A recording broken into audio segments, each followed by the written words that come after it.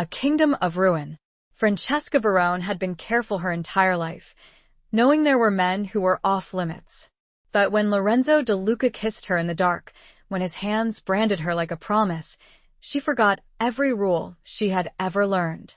And now, as her family declared war, she felt his presence before she saw him, his voice a whisper against her skin. "You should have known better," he murmured. "Because now I won't let you go." Chapter 1. The Shadow of a Forbidden Kiss. The air in the dimly lit garden was thick with the scent of jasmine and impending rain. Francesca Barone stood on the periphery, a silent observer in a sea of silk dresses and tailored suits.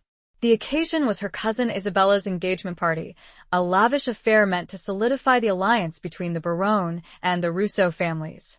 But Francesca felt a world away from the forced gaiety, her thoughts consumed by a single, reckless moment from the previous night. It had been a fleeting encounter, a stolen kiss under the cloak of a moonless sky. A kiss with Lorenzo De Luca. The name itself was a whispered curse in the Barone household. The De Lucas, their rivals for generations, were as alluring as they were dangerous. And Lorenzo, he was the embodiment of that forbidden allure. Tall, with eyes the color of a stormy sea, and a smile that promised both sin and salvation. She'd bumped into him, quite literally, near the old stone fountain, hidden away in the sprawling gardens of the Villa Russo. The party had been in full swing, the sounds of laughter and music muffled by the distance and the thick foliage. He'd steadied her, his hands surprisingly gentle on her arms.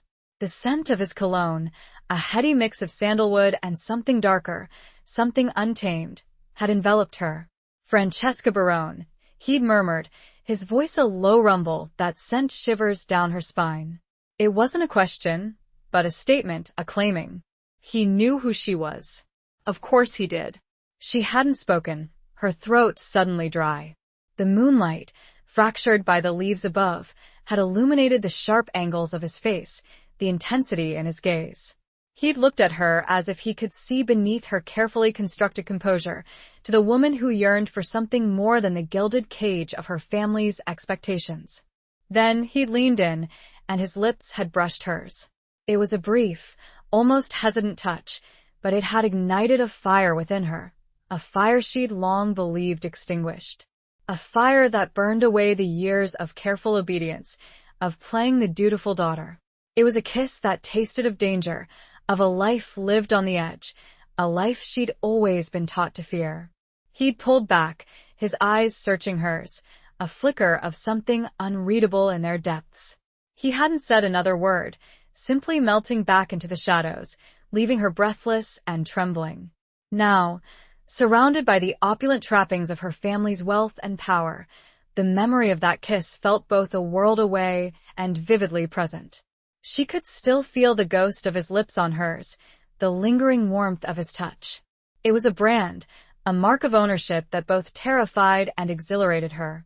Francesca, at 58, was no stranger to the complexities of the world.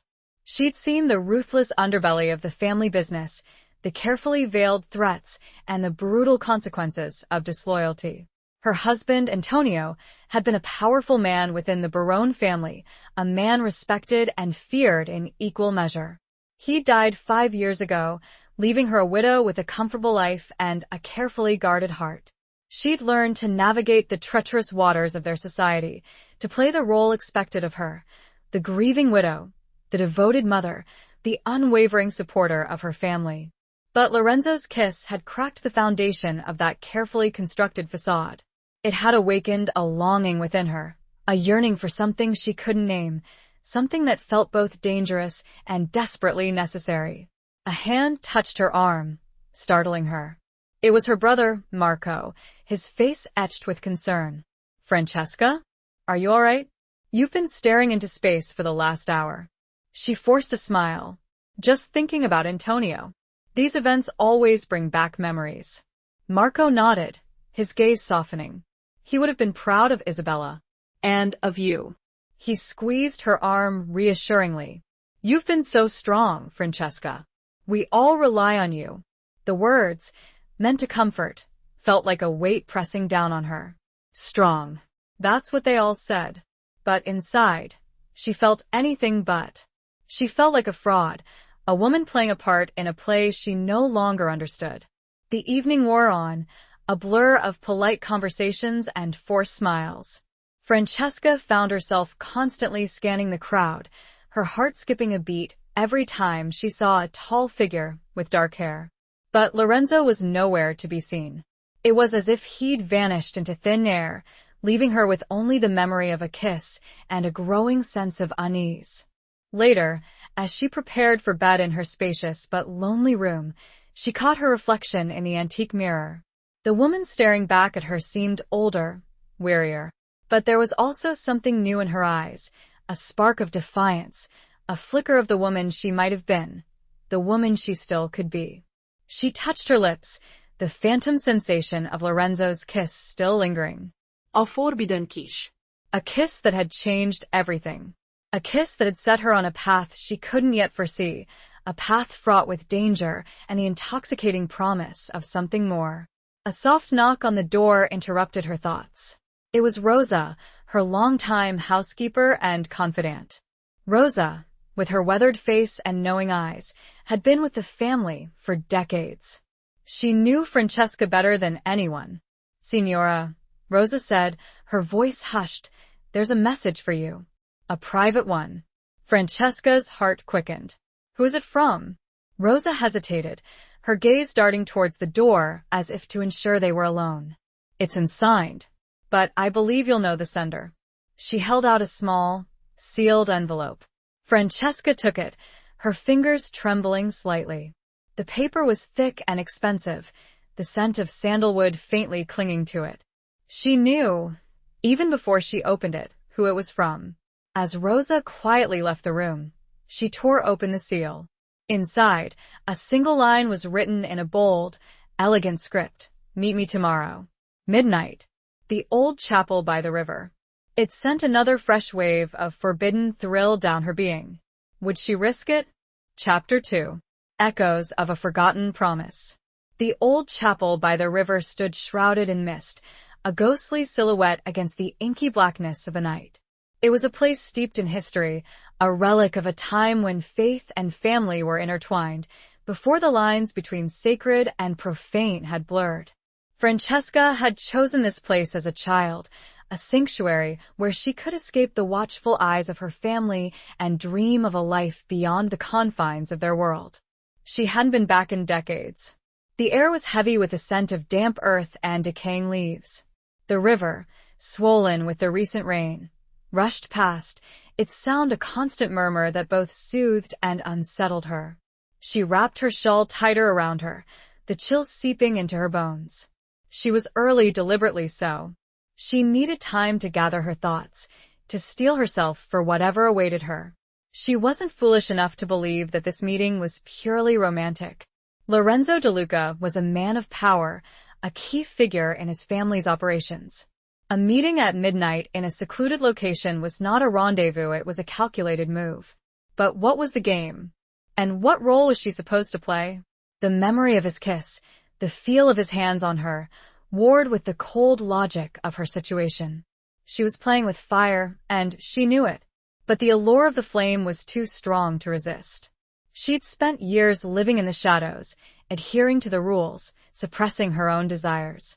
Now, a part of her, the part that had been awakened by that single, forbidden kiss, craved the heat, the danger. A twig snapped behind her, and she whirled around, her heart pounding in her chest.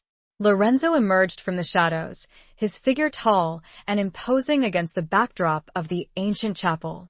He was dressed in dark clothing, blending seamlessly with the night. He moved with a grace that belied his power, a predator stalking its prey. "You came," he said, his voice a low rumble that seemed to vibrate through the very air around them. It wasn't a question, but an observation. "You knew I would," Francesca replied, her voice surprisingly steady, despite the tremor in her hands. He smiled, a slow, deliberate curve of his lips that didn't quite reach his eyes. "Perhaps. But hope is a dangerous thing, Francesca, especially in our world." And what is our world, Lorenzo? She asked, her gaze meeting his directly. A world of secrets and lies? Of blood feuds and broken promises? He stepped closer, his presence filling the space between them. She could smell the familiar scent of sandalwood and something else, something metallic, that sent a shiver of apprehension down her spine.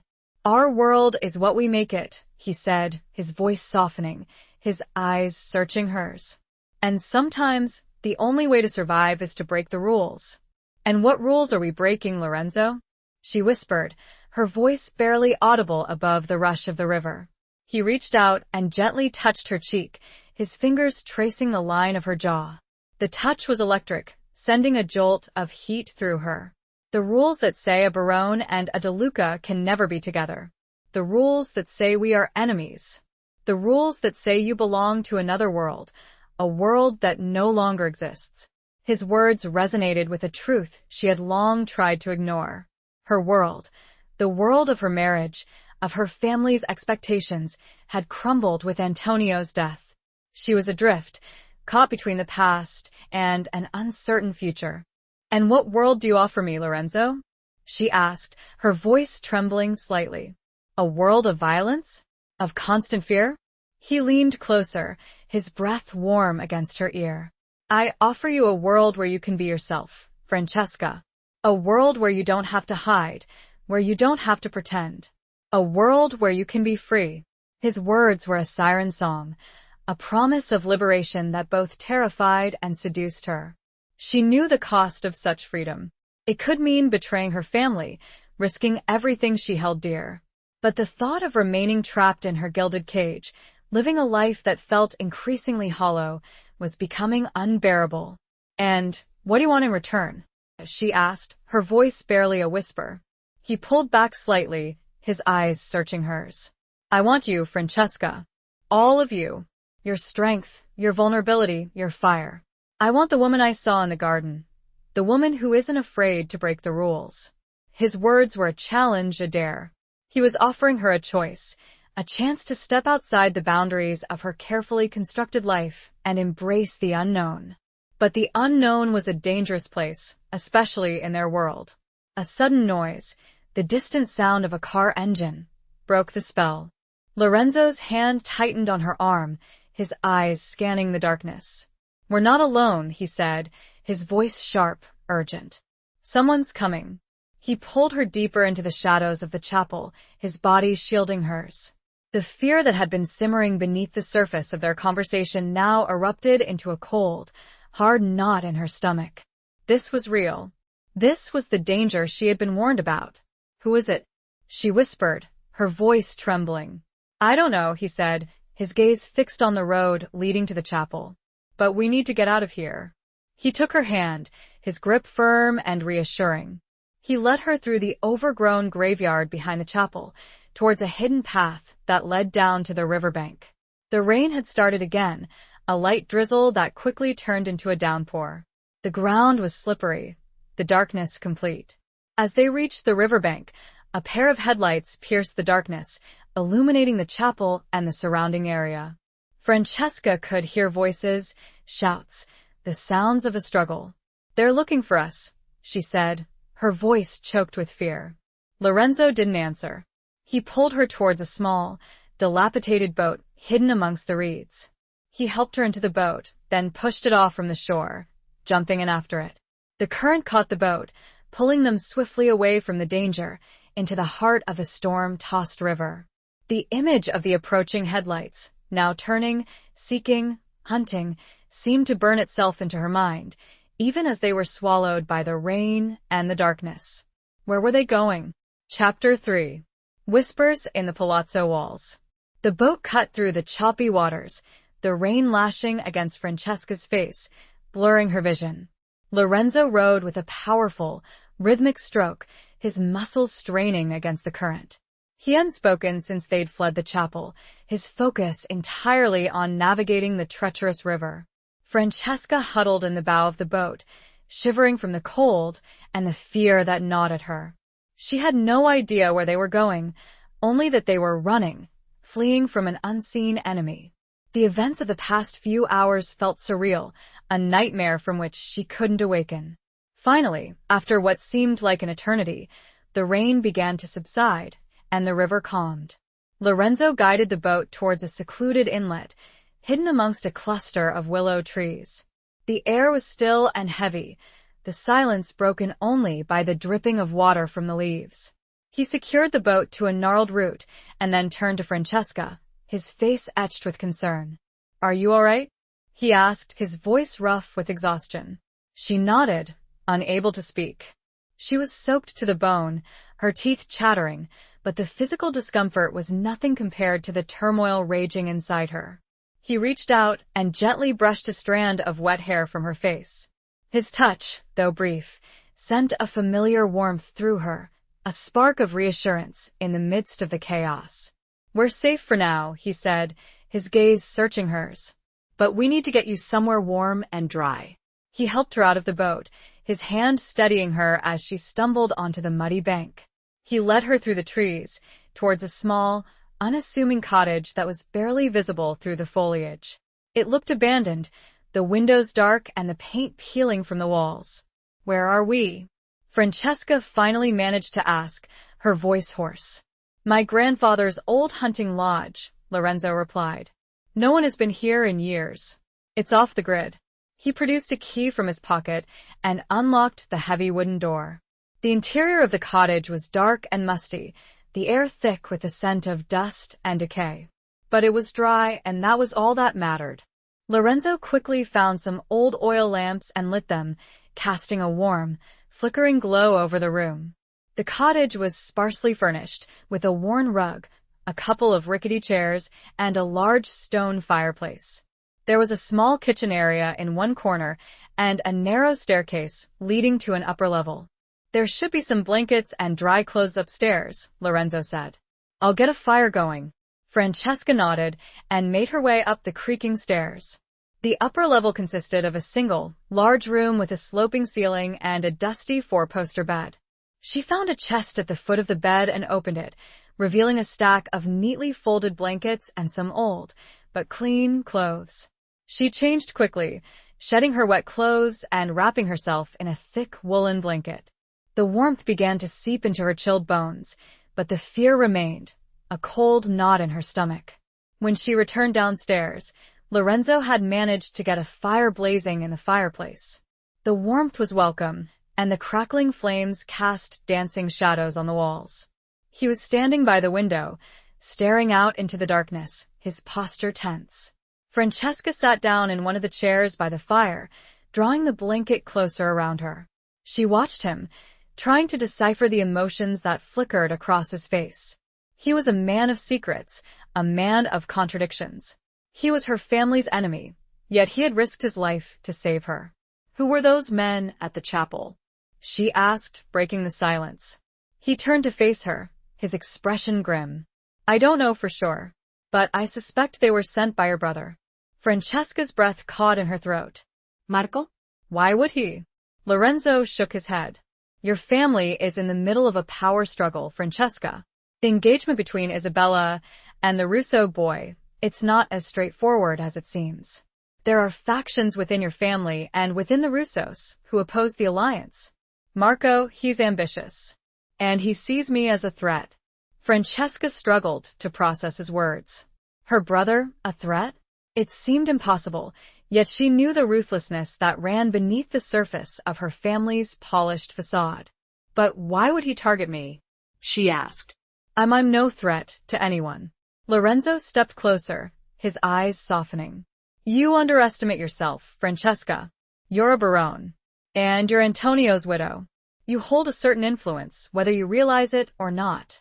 And your connection to me that makes you a target." His words sent a shiver down her spine. She was caught in the crossfire of a war she didn't understand, a war that threatened to consume her. "What happens now?" she asked, her voice barely a whisper. He reached out and took her hand, his touch sending a jolt of warmth through her. "Now we survive. We figure out what's happening, and we protect ourselves. And we decide what we want, Francesca. What we truly want." His gaze held hers, and she saw a flicker of something deeper than the carefully guarded emotions he usually displayed. She saw a vulnerability, a longing that mirrored her own. The fire crackled, casting dancing shadows on the walls. The whispers of the old palazzo, the secrets and lies that had shaped her life, seemed to echo in the silence of the small cottage. She was trapped, not just by the physical walls around her, but by the invisible walls of family loyalty and expectation. But for the first time in a long time, she felt a glimmer of hope, a flicker of defiance. She was with Lorenzo, her family's enemy, the man who had kissed her and awakened a part of her she thought long dead. And in that moment, surrounded by danger and uncertainty, she felt a strange sense of peace. She was no longer alone. She felt another presence now, an old ghost. Antonio. He would never understand, never forgive her. Or would he? He had loved her, in his own way. Hadn't he also broken rules, taken risks? A sudden memory surfaced, a hushed conversation he'd had with Marco years ago, something about necessary sacrifices and the greater good. What had he meant? Chapter 4. The Weight of Family Secrets. The memory of Antonio's hushed conversation hung in the air, a chilling premonition that sent a fresh wave of unease through Francesca. Necessary sacrifices. The words echoed in her mind, juxtaposed against the warmth of Lorenzo's hand in hers. What sacrifices had Antonio made? And what sacrifices were now being demanded of her? Lorenzo, sensing her shift in mood, tightened his grip on her hand. What is it, Francesca? What are you thinking? She hesitated, unsure whether to voice the unsettling thoughts that were swirling in her mind. Could she trust him? Could she trust anyone? I remembered something, she finally said, her voice trembling slightly. Something Antonio said years ago. A conversation he had with Marco about necessary sacrifices. Lorenzo's expression darkened. What kind of sacrifices? Francesca shook her head. I don't know. It was just a fragment of a conversation, overheard and quickly forgotten. But now I wonder what it meant. He released her hand and paced towards the fireplace, his back to her. The firelight flickered across his face, highlighting the sharp angles of his jaw and the intensity in his eyes. Antonio was a complex man, Lorenzo said, his voice low and thoughtful. He played a dangerous game, and he made enemies. Even within his own family. Francesca's heart pounded in her chest. Are you saying Antonio was betrayed? Lorenzo turned to face her, his expression unreadable. I'm saying that in our world, betrayal is a constant threat. And sometimes, the people we trust the most are the ones who can hurt us the most. His words resonated with a chilling truth. She had always believed in the sanctity of family, in the unwavering loyalty that bound them together. But now, she was beginning to question everything she thought she knew. What do we do, Lorenzo? She asked, her voice filled with a desperate plea. How do we navigate this web of secrets and lies? He stepped closer, his presence a comforting weight in the midst of her growing fear. We uncover the truth, Francesca. We find out who is behind this and why. And we protect ourselves.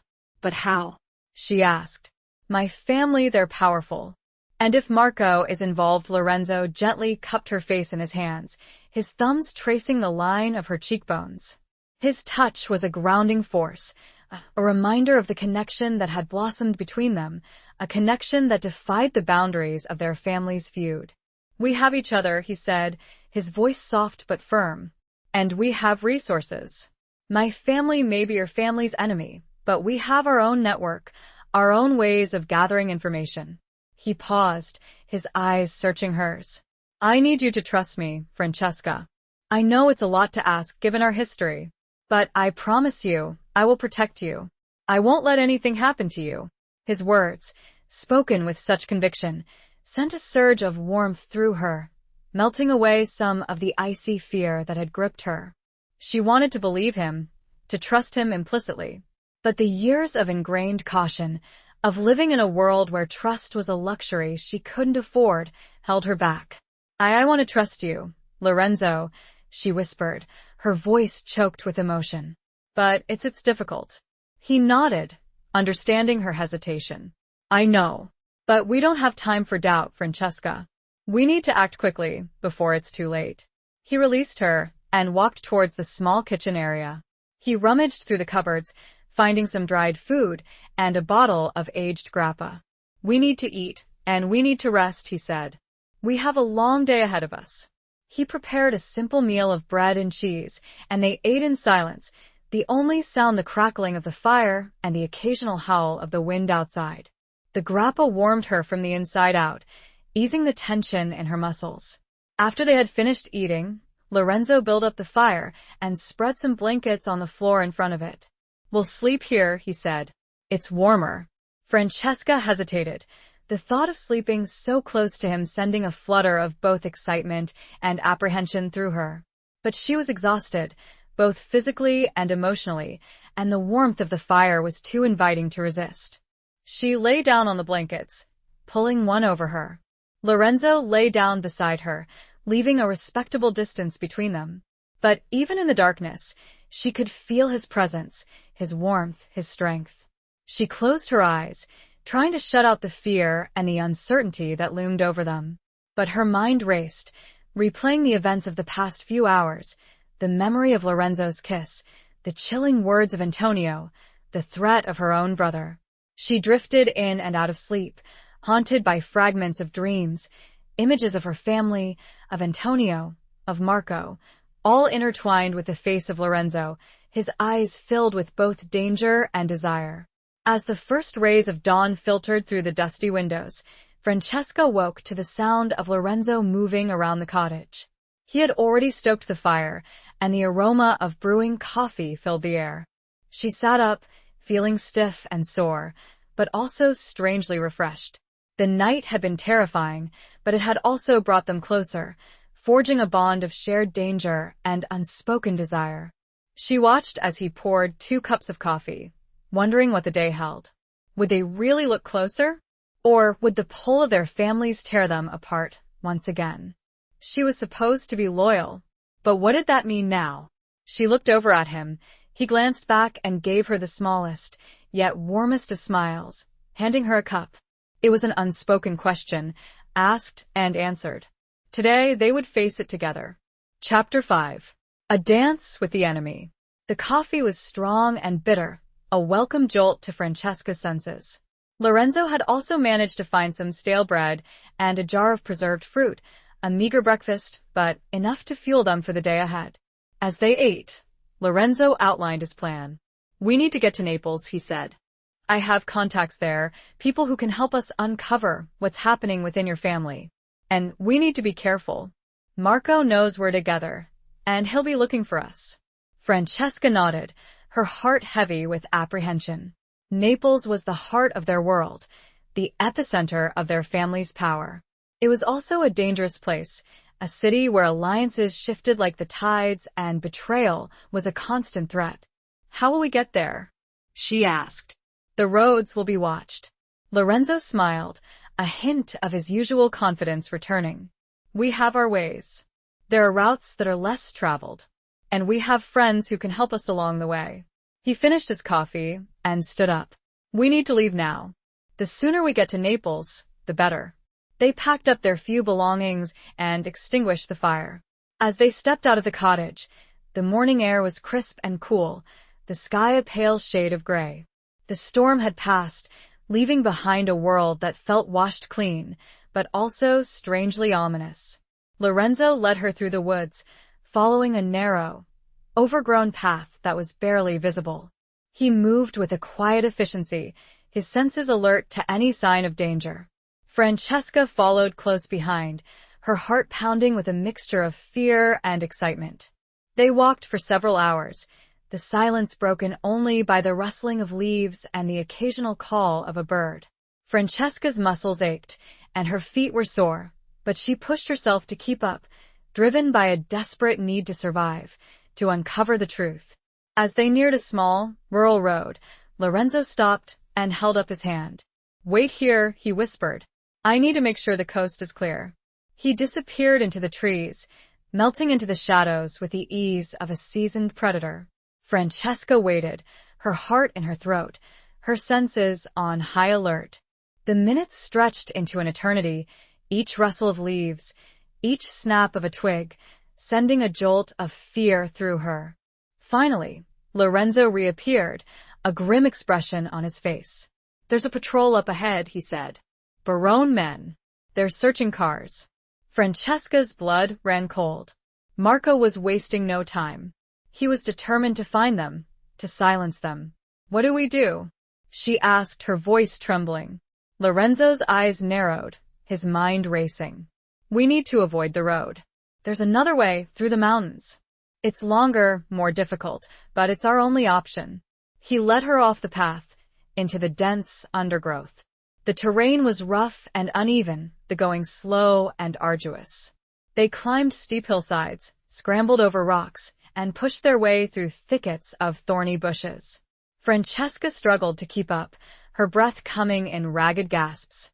But she refused to complain, to show any sign of weakness. She was determined to prove to Lorenzo and to herself that she was not a fragile, helpless woman. She was a Barone, and she was a survivor. As the day wore on, the sun climbed higher in the sky, beating down on them with relentless intensity. Francesca's throat was parched, her muscles screaming in protest. But she pushed on, fueled by adrenaline and a growing sense of determination. Finally, as dusk began to settle, they reached a small, isolated village nestled high in the mountains. The village was a cluster of stone houses, clinging to the hillside like a bird's nest.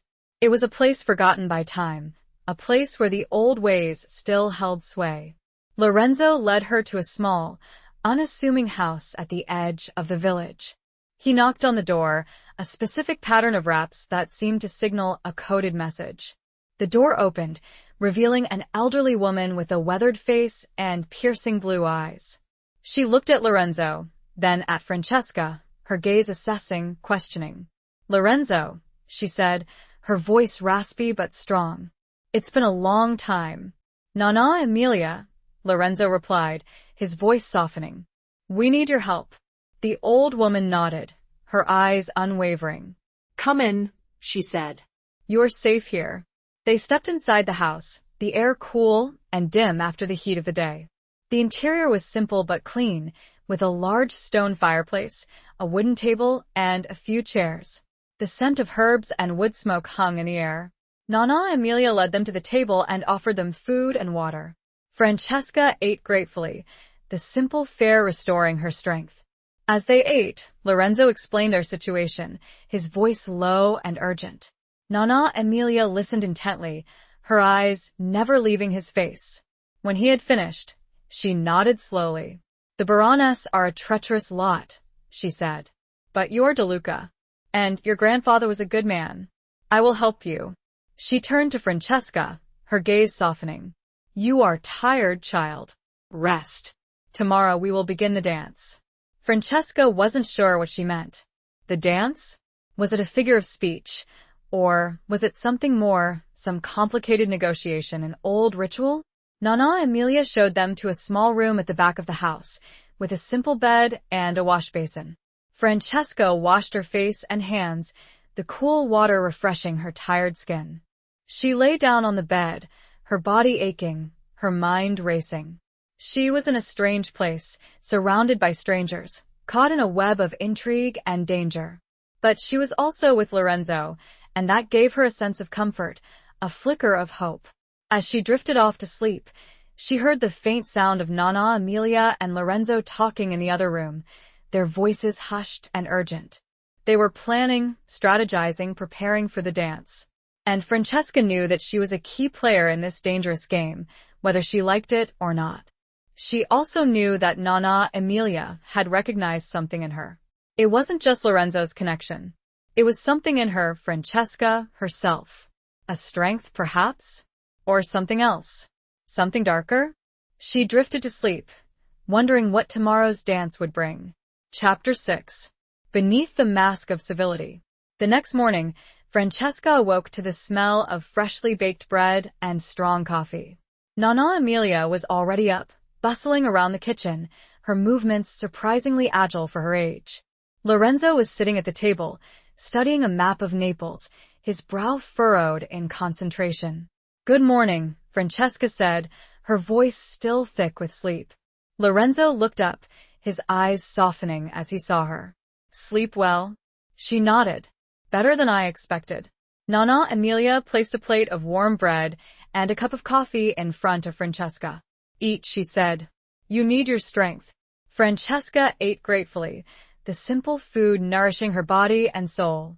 As she ate, she observed Nana Emilia, trying to decipher the enigmatic old woman.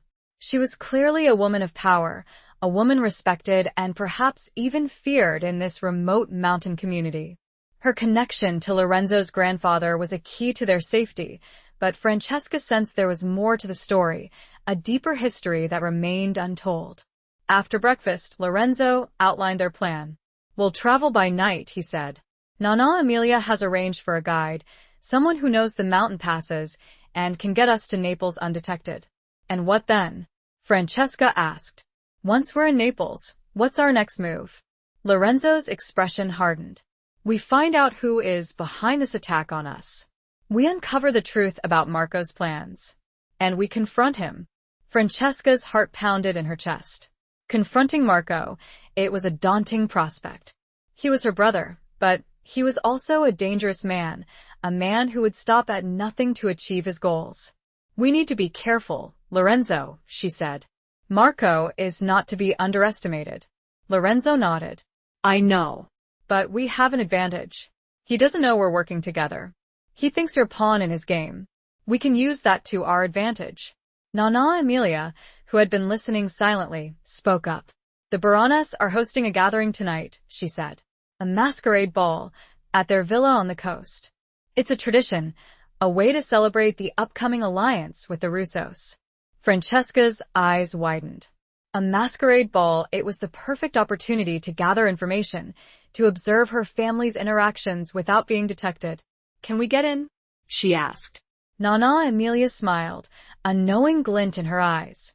"I have connections. I can procure invitations. And masks." Lorenzo nodded. "It's risky, but it's our best chance to get close to Marco, to see what he's planning." Francesca's mind raced. The thought of attending a Barone gathering, disguised as someone else, was both terrifying and exhilarating. It was a chance to step into the heart of the enemy's camp, to dance with danger. The rest of the day was spent preparing. Nana Emilia provided them with elegant, if somewhat outdated, clothing suitable for a masquerade ball. She also gave Francesca a beautiful, antique mask, crafted from silver and adorned with delicate feathers. The mask covered the upper half of her face, transforming her into a mysterious, alluring figure. As dusk settled, their guide arrived, a wiry, taciturn man named Silvio. He led them through the mountains, following a treacherous path that wound its way through the dense forests and along steep cliffs. The journey was arduous, but the breathtaking views of the coastline, bathed in the golden light of the setting sun, were a welcome distraction. Finally, as darkness fell, they reached the outskirts of Naples. Silvio led them to a small, discreet tailor shop, where they changed into their masquerade attire. Francesca looked at herself in the mirror, her heart pounding. The transformation was complete. She was no longer Francesca Barone, the grieving widow. She was a mysterious stranger, a woman of intrigue, a woman ready to dance with the enemy. Lorenzo, also masked and dressed in elegant evening attire, looked at her, his eyes filled with admiration. "You look stunning," he said, his voice husky. Francesca felt a blush creep up her cheeks. She met his gaze, and for a moment, the danger and the uncertainty of their situation faded away. They were just a man and a woman, drawn to each other by an undeniable force. He offered her his arm. "Shall we, mia signora?" She took it, her hand trembling slightly. "Let's." They stepped out of the tailor shop and into the bustling streets of Naples, ready to face the night, the masks, and the hidden truths that lay beneath the surface of civility. As they walked, she felt a hand slip a note into hers. She glanced down. "Be careful who you trust." It was unsigned. Was it a warning or a threat? Chapter 7. The Price of Loyalty. The Barone Villa was a spectacle of opulent excess. Lights blazed from every window, illuminating the sprawling gardens and the dramatic coastline. Music spilled out onto the terraces, a lively mix of traditional Italian melodies and more contemporary tunes. Guests, all masked and dressed in elaborate costumes, mingled and laughed, their voices a constant hum that buzzed with an undercurrent of tension. Francesca and Lorenzo moved through the crowd, their senses on high alert. They were searching for Marco, but they also needed to be aware of the other players in this dangerous game. The Russos were there. Of course, their presence a reminder of the impending alliance that was causing so much turmoil. But there were other families represented as well, their allegiances uncertain, their motives hidden. Francesca felt a hand at the small of her back, guiding her through the throng. It was Lorenzo, his touch a reassuring presence in the midst of the chaos. He leaned in close, his voice a whisper in her ear. "Stay close to me. And be careful what you say." She nodded, her heart pounding. She scanned the crowd, searching for her brother's familiar figure. But the masks made it difficult to identify anyone, turning the gathering into a sea of anonymous faces. They moved through the various rooms of the villa, each more lavishly decorated than the last. The air was thick with the scent of perfume and expensive liquor. Waiters circulated with trays of champagne and canapes, their movements practiced and discreet. Francesca found herself drawn to a group of women gathered near a large window, their conversation animated and punctuated by bursts of laughter. She recognized one of them, despite the mask, as her cousin Isabella, the bride-to-be. Isabella was surrounded by her friends, all members of the Barone and Russo families. Francesca hesitated, unsure whether to approach. She longed to talk to Isabella, to gauge her true feelings about the upcoming marriage. But she knew it was too risky. Any hint of her true identity could expose them both to danger. As she watched, Isabella excused herself from the group and stepped out onto the terrace. Francesca saw her opportunity. She discreetly signaled to Lorenzo and then followed Isabella, keeping a safe distance. Isabella stood at the railing, looking out at the moonlit sea. She seemed lost in thought, her posture tense. Francesca approached cautiously, her heart pounding. "Beautiful night, isn't it?" Francesca said, her voice disguised, pitched slightly lower than her normal tone. Isabella turned, startled. She looked at Francesca, her eyes scrutinizing her through the mask. "Yes, it is," she replied, her voice guarded. Francesca took a deep breath. "This alliance, it's a big step, isn't it?" she said, carefully choosing her words. "Are you happy?" Isabella hesitated, her gaze flickering towards the villa. "It's what's expected of me," she said, her voice flat. "It's for the good of the family." Francesca's heart ached for her cousin. She knew the pressure that Isabella was under, the weight of family expectations. She had lived under that same weight for most of her life. "But what about what you want, Isabella?" Francesca asked, her voice barely a whisper. "What about your own happiness?" Isabella's eyes filled with tears. "Happiness is a luxury we can't afford," she said, her voice choked with emotion. "Loyalty is everything." Francesca reached out and gently touched Isabella's arm. "Loyalty to whom? Isabella? To your family? Or to yourself?" Isabella pulled away, her eyes widening with alarm. "Who are you?" she asked, her voice sharp. "What do you want?" Francesca knew she had pushed too far. She had let her emotions get the better of her, revealing too much of her true self. "I'm just a guest," Francesca said, quickly recovering. "Someone who understands the complexities of our world." She turned to leave, but Isabella grabbed her arm. "Wait," she said. "There's something familiar about you. Have we met before?" Francesca's heart leaped into her throat. She was about to be exposed. She had to get away now. But before she could move, a voice cut through the air. "Isabella? Is everything all right?" It was Marco. He was approaching them, his eyes narrowed with suspicion.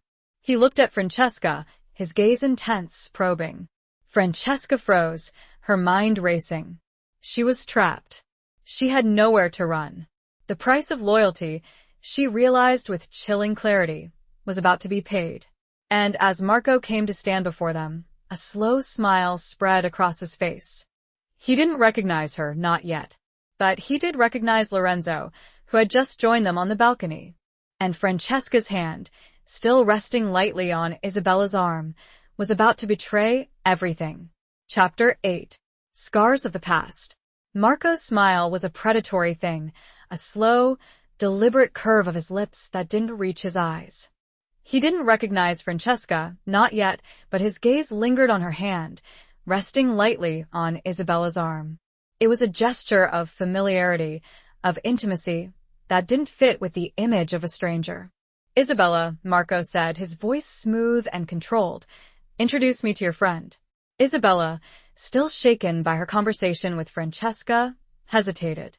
She looked from Francesca to Marco, her eyes filled with confusion and a growing sense of unease. I don't know her name," Isabella stammered. "We were just talking." Marco's smile widened, but his eyes remained cold, calculating.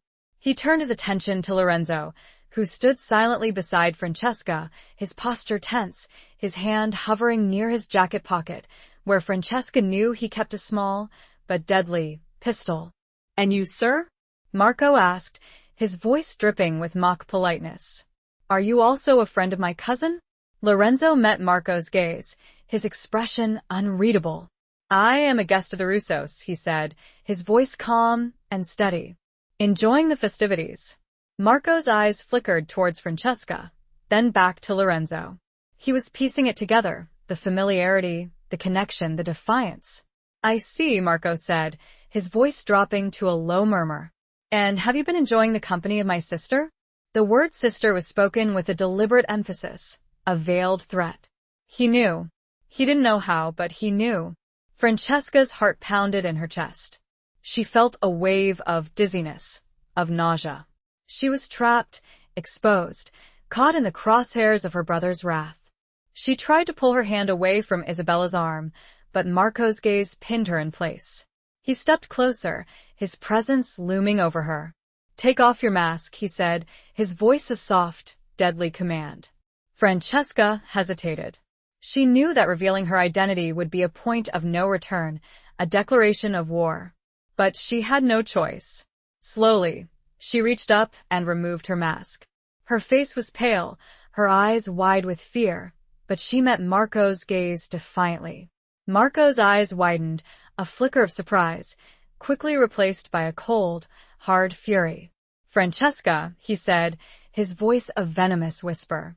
"I should have known." He turned to Isabella, his expression twisted with rage. "You knew," he said, his voice shaking. "You knew she was here." Isabella shrank back, her eyes filled with terror. "No, Marco, I swear I didn't." Marco ignored her. He turned back to Francesca, his gaze boring into her. "You betrayed me," he said, his voice low and dangerous. "You betrayed your family." Francesca stood her ground, her chin lifted, her eyes blazing with a newfound courage. "I did what I had to do, Marco," she said, her voice surprisingly steady. "I had to find out the truth." "The truth?" Marco scoffed. "The truth is that you are a traitor, Francesca. And traitors pay the price."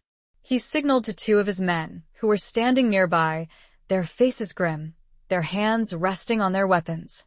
"Take them," he said, "and make sure they disappear." The men moved towards Francesca and Lorenzo, their movements swift and brutal. Lorenzo pushed Francesca behind him, shielding her with his body. He drew his pistol, his eyes narrowed, his finger on the trigger. "Don't do this, Marco," Lorenzo said, his voice a low growl. "This doesn't have to end in bloodshed." Marco laughed, a cold, chilling sound. "It's too late for that, DeLuca. The blood has already been spilled. And now it's your turn." A tense standoff ensued, the air thick with the threat of violence. Francesca stood behind Lorenzo, her heart pounding, her mind racing. She had to find a way out, a way to stop this madness. Suddenly, a voice cut through the tension. "Marco, what is the meaning of this?"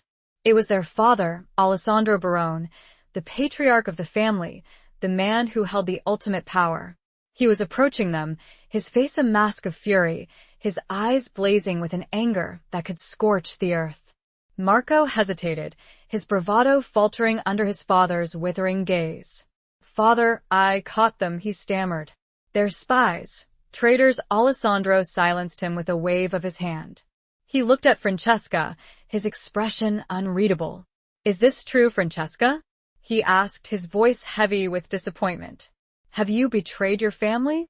Francesca met her father's gaze, her eyes filled with a mixture of fear and defiance. "I did what I thought was right, Father," she said. "I had to find out the truth about what's happening. About Antonio's death. About Marco's plans." Alessandro's eyes flickered to Marco, then back to Francesca. He was silent for a moment, his mind clearly weighing her words, the evidence before him. The scars of the past, the secrets and lies that had shaped their family for generations, were etched on his face. He then looked at Lorenzo, taking in the stance, the gun, the protective way he stood before Francesca. Something shifted in his expression. Recognition? Understanding? Finally, he spoke, his voice low and firm. "Release them," he said. "Let them go." Marco stared at his father, his mouth agape. "But father, I said release them." Alessandro roared, his voice echoing through the villa. "This is my command, and you will obey it." The tension broke, the air slowly deflating like a punctured balloon. Marco's men reluctantly lowered their weapons and stepped back. Lorenzo slowly and carefully holstered his pistol. He reached out and took hold of Francesca's trembling hand. Neither spoke a word as Alessandro fixed Marco with a long, hard stare. Chapter 9. A glimmer of hope in darkness. The silence that followed Alessandro's command was heavy with unspoken tension. Marco, his face a mask of barely suppressed rage, glared at Francesca and Lorenzo, his fists clenched at his sides. Isabella, pale and trembling, clung to her father's arm, her eyes wide with fear. Alessandro, his expression unreadable, turned to Francesca. "Come with me," he said, his voice firm but not unkind. "We need to talk." He led her away from the terrace, towards a small, private study located deep within the villa. Lorenzo started to follow, but Alessandro stopped him with a gesture. "Just Francesca," he said. "This is a family matter." Lorenzo hesitated, his eyes searching Francesca's. He wanted to protect her, to shield her from whatever was about to happen. But he knew he had to respect Alessandro's authority, at least for now. "I'll be waiting," he said, his voice low and reassuring. Francesca nodded, her heart pounding. She followed her father into the study, the heavy wooden door closing behind them with a resounding thud. The study was a sanctuary of quiet elegance, a world away from the chaos and the revelry of the masquerade ball. The walls were lined with bookshelves, filled with leather-bound volumes. A large, antique desk dominated the room, its surface cluttered with papers and a single, ornate lamp. The air was thick with the scent of old books and pipe tobacco. Alessandro motioned for Francesca to sit in one of the leather armchairs, facing the desk. He remained standing, his back to the fireplace, his hands clasped behind him. "You have put me in a difficult position, Francesca," he said, his voice heavy with a mixture of anger and disappointment. "Your actions tonight, they were reckless, dangerous. You could have been killed." Francesca met his gaze, her chin lifted, her eyes unwavering. "I know, Father," she said, "but I had to do what I thought was right. I had to find out the truth." "The truth?" Alessandro scoffed. "And what truth is that, Francesca? The truth about your brother's ambition? The truth about the complexities of our family's business? The truth about Antonio's death," Francesca said, her voice trembling slightly. "The truth about the whispers, the rumors, the secrets that have been haunting me for years." Alessandro's expression softened, a flicker of pain crossing his face. "Antonio's death was an accident," he said, his voice strained. Un tragique accident. "Was it, Father?" Francesca asked, her voice barely a whisper. "Or was it something more?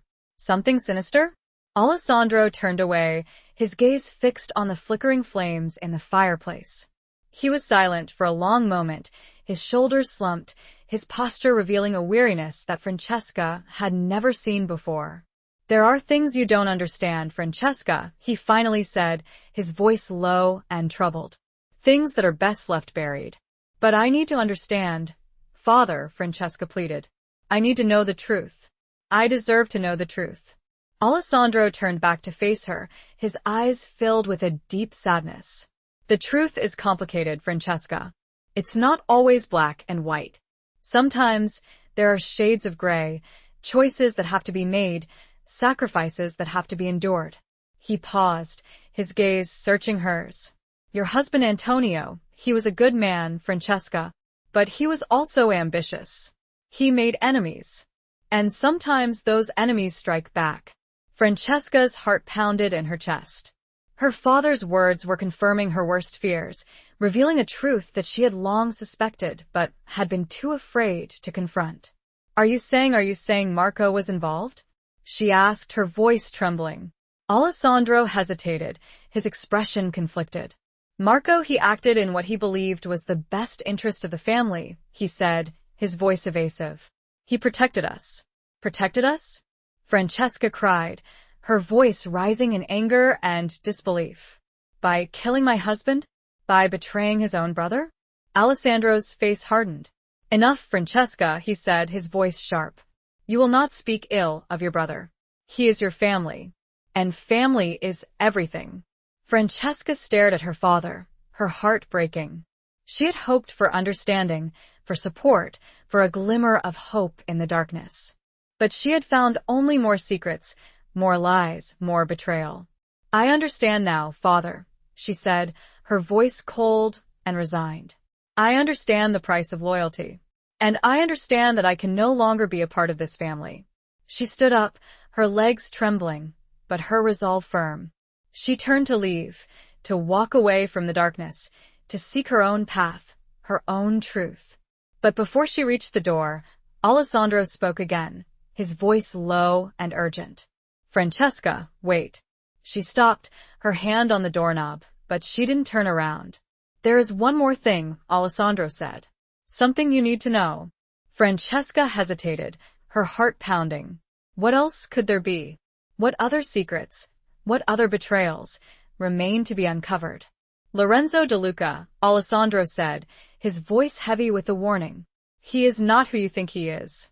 He has his own agenda, his own secrets. Be careful, Francesca. Be very careful." His words sent a chill down her spine, a new wave of fear and uncertainty washing over her. She had trusted Lorenzo, had opened her heart to him, had believed in the connection that had blossomed between them. But now she was being told that he was a danger, a threat, an enemy in disguise. She turned to face her father, her eyes filled with a desperate plea. "What do you mean, Father? What secrets? What agenda?" But Alessandro shook his head, his expression closed, his lips sealed. "I have said too much already," he said. "Just be careful. Trust no one." He turned away, dismissing her with a wave of his hand. Francesca, her heart shattered, her mind reeling, opened the door and walked out of the study, leaving behind the darkness, the secrets, and the weight of her family's legacy. She went to find Lorenzo. She didn't know what the future held, but she knew that the glimmer of hope she'd felt, the spark of defiance, was now threatened by a new, more insidious darkness. A seed of doubt, planted by her own father. Chapter 10. The Unraveling of Truths. Francesca found Lorenzo pacing anxiously in a deserted hallway near the entrance of the villa. He rushed to her as soon as he saw her, his eyes filled with concern. "Are you all right?" he asked, his hands gripping her arms. "What happened? What did he say?" Francesca looked at him, her gaze searching his face, trying to decipher the truth behind his carefully constructed mask. Her father's words echoed in her mind, a chilling warning that she couldn't ignore. "He is not who you think he is. He has his own agenda, his own secrets. He told me to be careful," she said, her voice trembling. "He told me to trust no one." Lorenzo's expression darkened. "He said that about me, didn't he?" Francesca hesitated, unsure whether to reveal the full extent of her father's warning. But she couldn't lie to him, not now. Yes, she whispered. He said you have your own agenda, your own secrets. Lorenzo released her arms and stepped back, his eyes filled with a mixture of hurt and anger. And do you believe him? He asked, his voice low and strained. Francesca's heart ached. She wanted to believe Lorenzo, to trust him implicitly. But the seed of doubt had been planted, and it was growing, feeding on her fears and insecurities. I don't know what to believe, she said, her voice choked with emotion. I'm surrounded by lies, by secrets. I don't know who to trust anymore. Lorenzo reached out and gently cupped her face in his hands, his thumbs tracing the line of her cheekbones. His touch was a grounding force, a reminder of the connection that had blossomed between them, a connection that she desperately wanted to hold on to. Francesca, he said, his voice soft but firm. Look at me. I know our families have a history of animosity, but I am not my family. I am my own man, and I care about you deeply. He paused, his eyes searching hers. I do have secrets, Francesca. We all do. But my agenda is to protect you, to help you uncover the truth, to be with you. His words resonated with a sincerity that she couldn't ignore.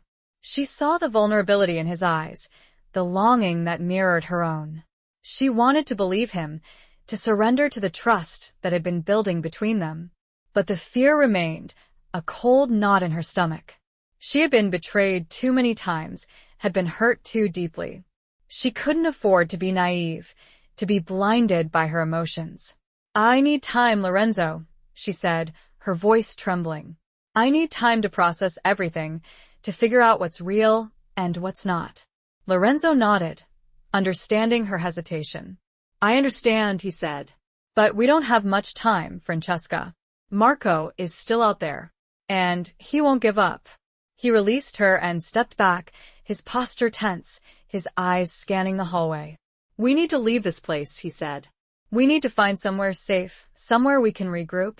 He took her hand, his grip firm and reassuring.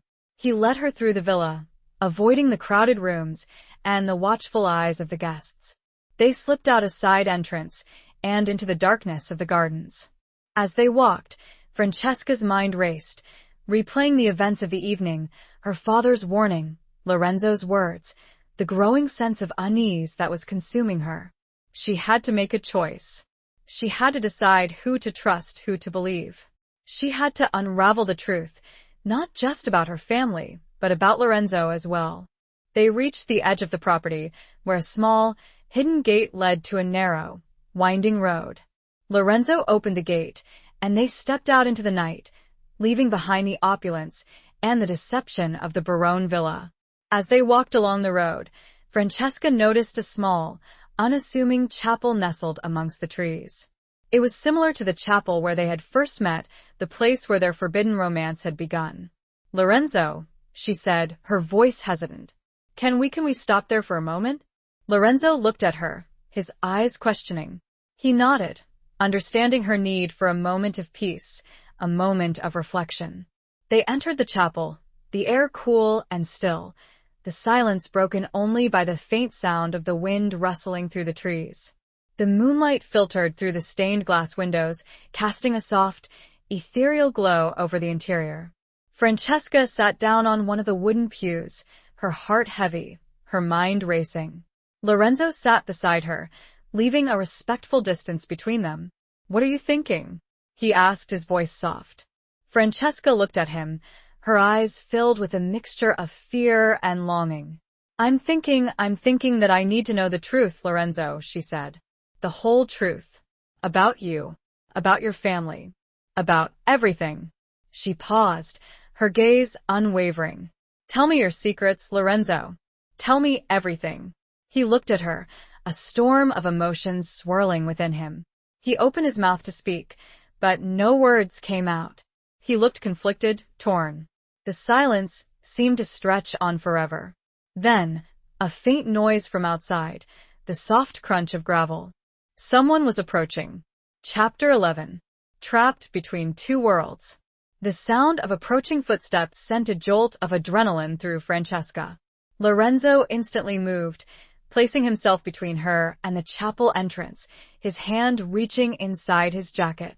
His eyes were narrowed, his posture tense, every muscle coiled and ready for action.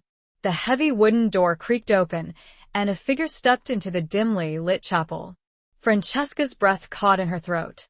It wasn't Marco, nor one of his men. It was a woman, cloaked and hooded, her face obscured by shadows. "Who are you?" Lorenzo demanded, his voice a low growl. The woman slowly raised her head, and the moonlight illuminated her face. Francesca gasped. It was Rosa, her longtime housekeeper and confidant, the woman who had been with the Barone family for decades. Rosa? Francesca exclaimed, her voice a mixture of surprise and confusion. "What are you doing here?" Rosa stepped further into the chapel, her eyes filled with a mixture of sadness and urgency. "Signora Francesca," she said, her voice trembling. "I had to come. I had to warn you." "Warn me about what?" Francesca asked, her heart pounding. Rosa looked at Lorenzo, her gaze hesitant, uncertain. "It's about your father," she said. "And about Signor De Luca." Francesca's blood ran cold. Her father's warning echoed in her mind, amplified by Rosa's presence, by the urgency in her voice. "What about them?" Francesca pressed, her voice barely a whisper. Rosa took a deep breath. "Your father, he knows more than he's letting on," she said. "About Antonio's death. About Marco's plans. About everything." She paused, her gaze shifting to Lorenzo again, her expression filled with a deep, unsettling fear. "And Signor De Luca, he is not who he seems, Signora. He is dangerous." Lorenzo stiffened, his eyes flashing with anger. "That's a lie," he said, his voice tight, with controlled fury. "I would never hurt Francesca." Rosa shook her head, her eyes filled with tears. "I know you care for her, Signor," she said. "But your family, their feud with the Baroness, it runs deeper than you know. There are secrets, old grudges, a thirst for revenge that will consume you both." Francesca felt a wave of dizziness, of nausea. She was trapped between two worlds, caught in a web of lies and betrayals, with no clear path to safety, to truth. "What secrets, Rosa?" Francesca asked, her voice desperate. "Tell me everything. Please." Rosa hesitated, her gaze darting towards the chapel entrance, as if she feared being overheard. "It started long ago," she said, her voice low and hurried. "Before you were even born. A betrayal, a stolen love, a blood debt that has never been repaid." She paused, her breath coming in ragged gasps. "Your father, he believes that Lorenzo's family was responsible for Antonio's death. He believes they orchestrated it to weaken the Baroness, to pave the way for their own rise to power." Francesca's mind reeled. It was a twisted, convoluted tale, a story of ancient feuds and hidden vendettas. But it resonated with a chilling truth, a truth that she had long sensed but had been too afraid to confront. "And Lorenzo?" Francesca asked, her voice trembling. "What is his role in all of this?" Rosa looked at Lorenzo, her eyes filled with a profound sadness. "He may not know the full extent of his family's plans, Signora," she said. "But he is a pawn in their game. He is being used, manipulated, to get closer to you, to weaken your family from within." Lorenzo's face was a mask of fury. "That's not true," he said, his voice shaking with barely suppressed rage. "I would never betray Francesca. I love her." Francesca looked at him, her heart breaking. She wanted to believe him, to trust him with all her heart. But the evidence, the whispers, the warnings were mounting, creating a wall of doubt that she couldn't ignore. "I don't know what to believe anymore," she said, her voice choked with emotion. Rosa stepped closer to Francesca, her hand reaching out to touch her arm. "Signora," she said, her voice urgent, "you need to get away from here. Both of you. You need to leave Naples, leave Italy before it's too late." She paused, her gaze flickering between Francesca and Lorenzo. "There's a safe place, far away from here. A place where you can both be free. I can help you get there." Francesca's mind raced. Rosa's offer was a lifeline, a chance to escape the darkness, the danger, the suffocating weight of her family's legacy. But it also meant leaving everything behind, abandoning her home, her family, her life. She looked at Lorenzo, her eyes searching his. He was watching her, waiting for her decision, his own emotions hidden behind a carefully constructed mask. She had to make a choice that would determine not only her own fate, but also Lorenzo's.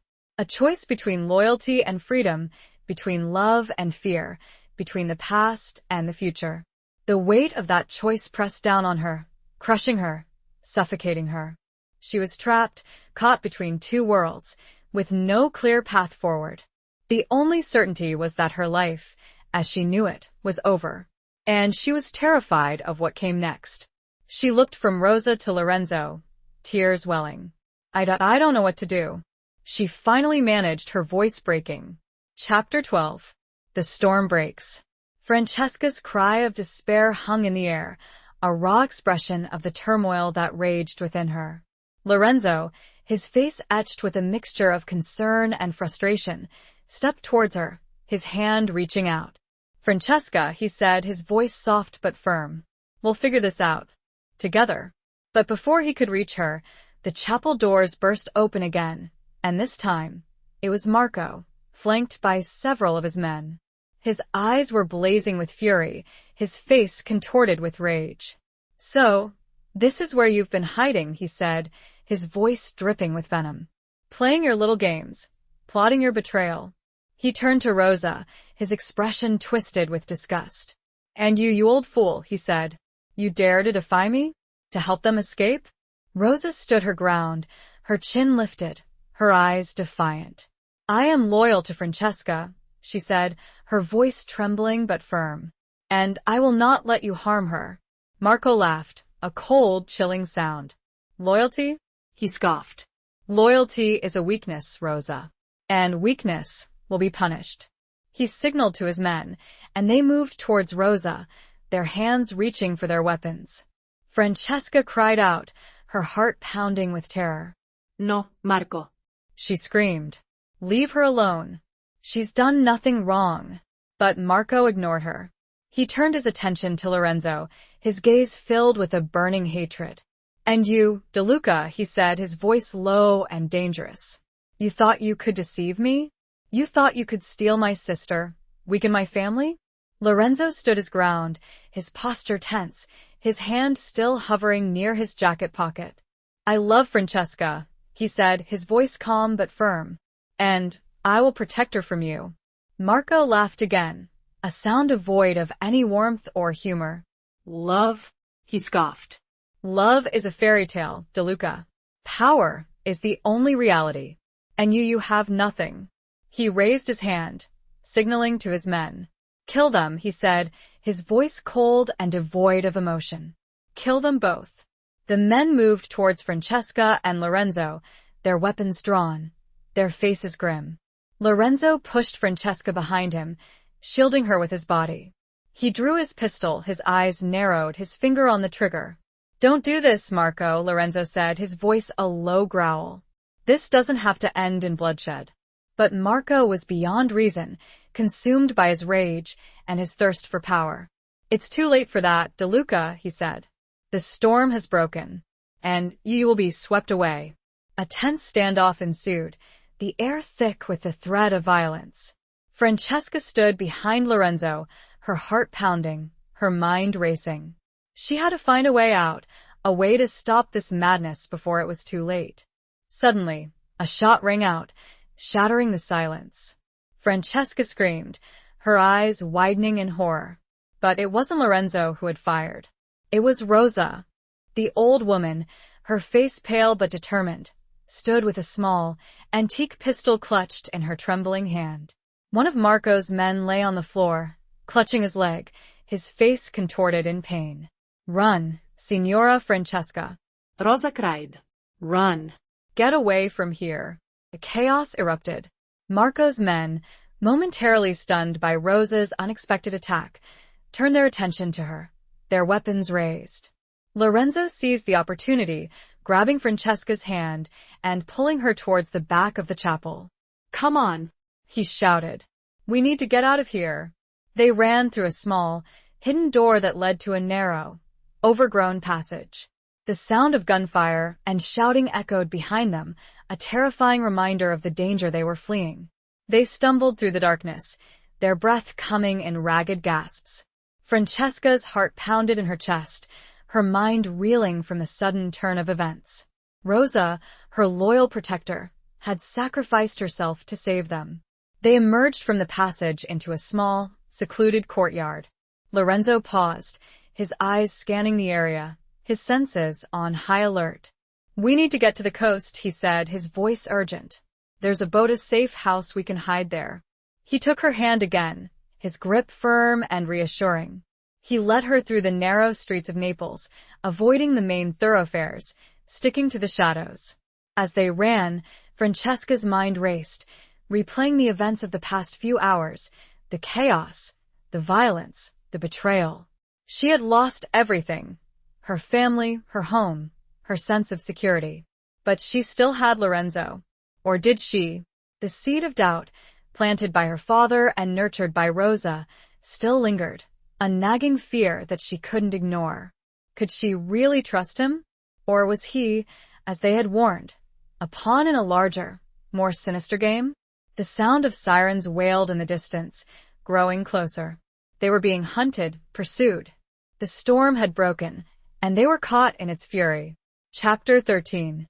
Blood and Betrayal. The wail of sirens grew closer, a relentless reminder of the danger that pursued them. Lorenzo pulled Francesca into a narrow alleyway, pressing her against a damp stone wall, his body shielding hers. We need to keep moving, he said, his voice urgent, his breath coming in ragged gasps. They'll be searching every street, every corner. Francesca nodded, her heart pounding, her mind racing. She was terrified, exhausted, but she refused to give in to despair. She had to survive, not just for herself, but for Lorenzo, for the fragile hope of a future together, a future that seemed increasingly uncertain.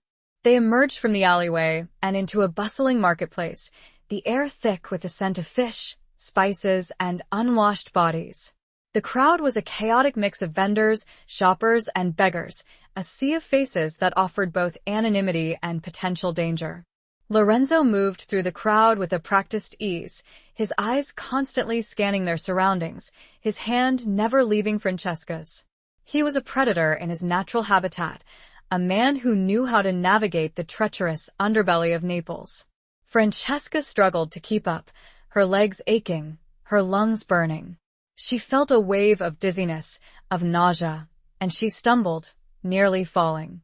Lorenzo caught her, his arms strong and supportive around her waist. Are you all right? He asked, his voice filled with concern. Francesca nodded, her voice choked with emotion. I just need a moment, she whispered. He led her to a small, secluded corner of the marketplace, behind a stack of crates filled with oranges. He helped her sit down, his hand gently stroking her hair, his eyes filled with a tenderness that melted away some of her fear. We'll rest here for a few minutes, he said. But we can't stay long. Francesca leaned against the crates, her body trembling, her mind racing. She thought of Rosa, her loyal protector, who had sacrificed herself to save them. She thought of her father, his warning about Lorenzo echoing in her mind. She thought of Marco, his hatred, his betrayal, his thirst for power. She looked at Lorenzo, his face etched with exhaustion and concern, his eyes filled with a love that she desperately wanted to believe in. But the doubt remained, a nagging fear that she couldn't ignore. Lorenzo, she said, her voice trembling. Tell me the truth. About your family. About your agenda. He hesitated, his gaze flickering away from hers. He opened his mouth to speak, but no words came out. He looked conflicted, torn, caught in a web of his own secrets. I can't, he finally said, his voice low and strained. Not yet. It's too dangerous. Francesca's heart sank. His refusal to answer, his evasiveness, only confirmed her worst fears. He was hiding something significant, something that could destroy them both. Dangerous for whom? Lorenzo? She asked, her voice rising in anger and desperation. For you? Or for me? He looked at her, his eyes filled with a deep sadness. For both of us, Francesca, he said. There are things you don't understand, things that are bigger than us. Then explain them to me, she cried. Help me understand. I deserve to know the truth. But before he could answer, a shout rang out, followed by the sound of running footsteps. There they are. A voice yelled. Don't let them escape. It was Marco's men. They had found them. Lorenzo pulled Francesca to her feet, his eyes narrowed, his posture tense. We need to run, he said.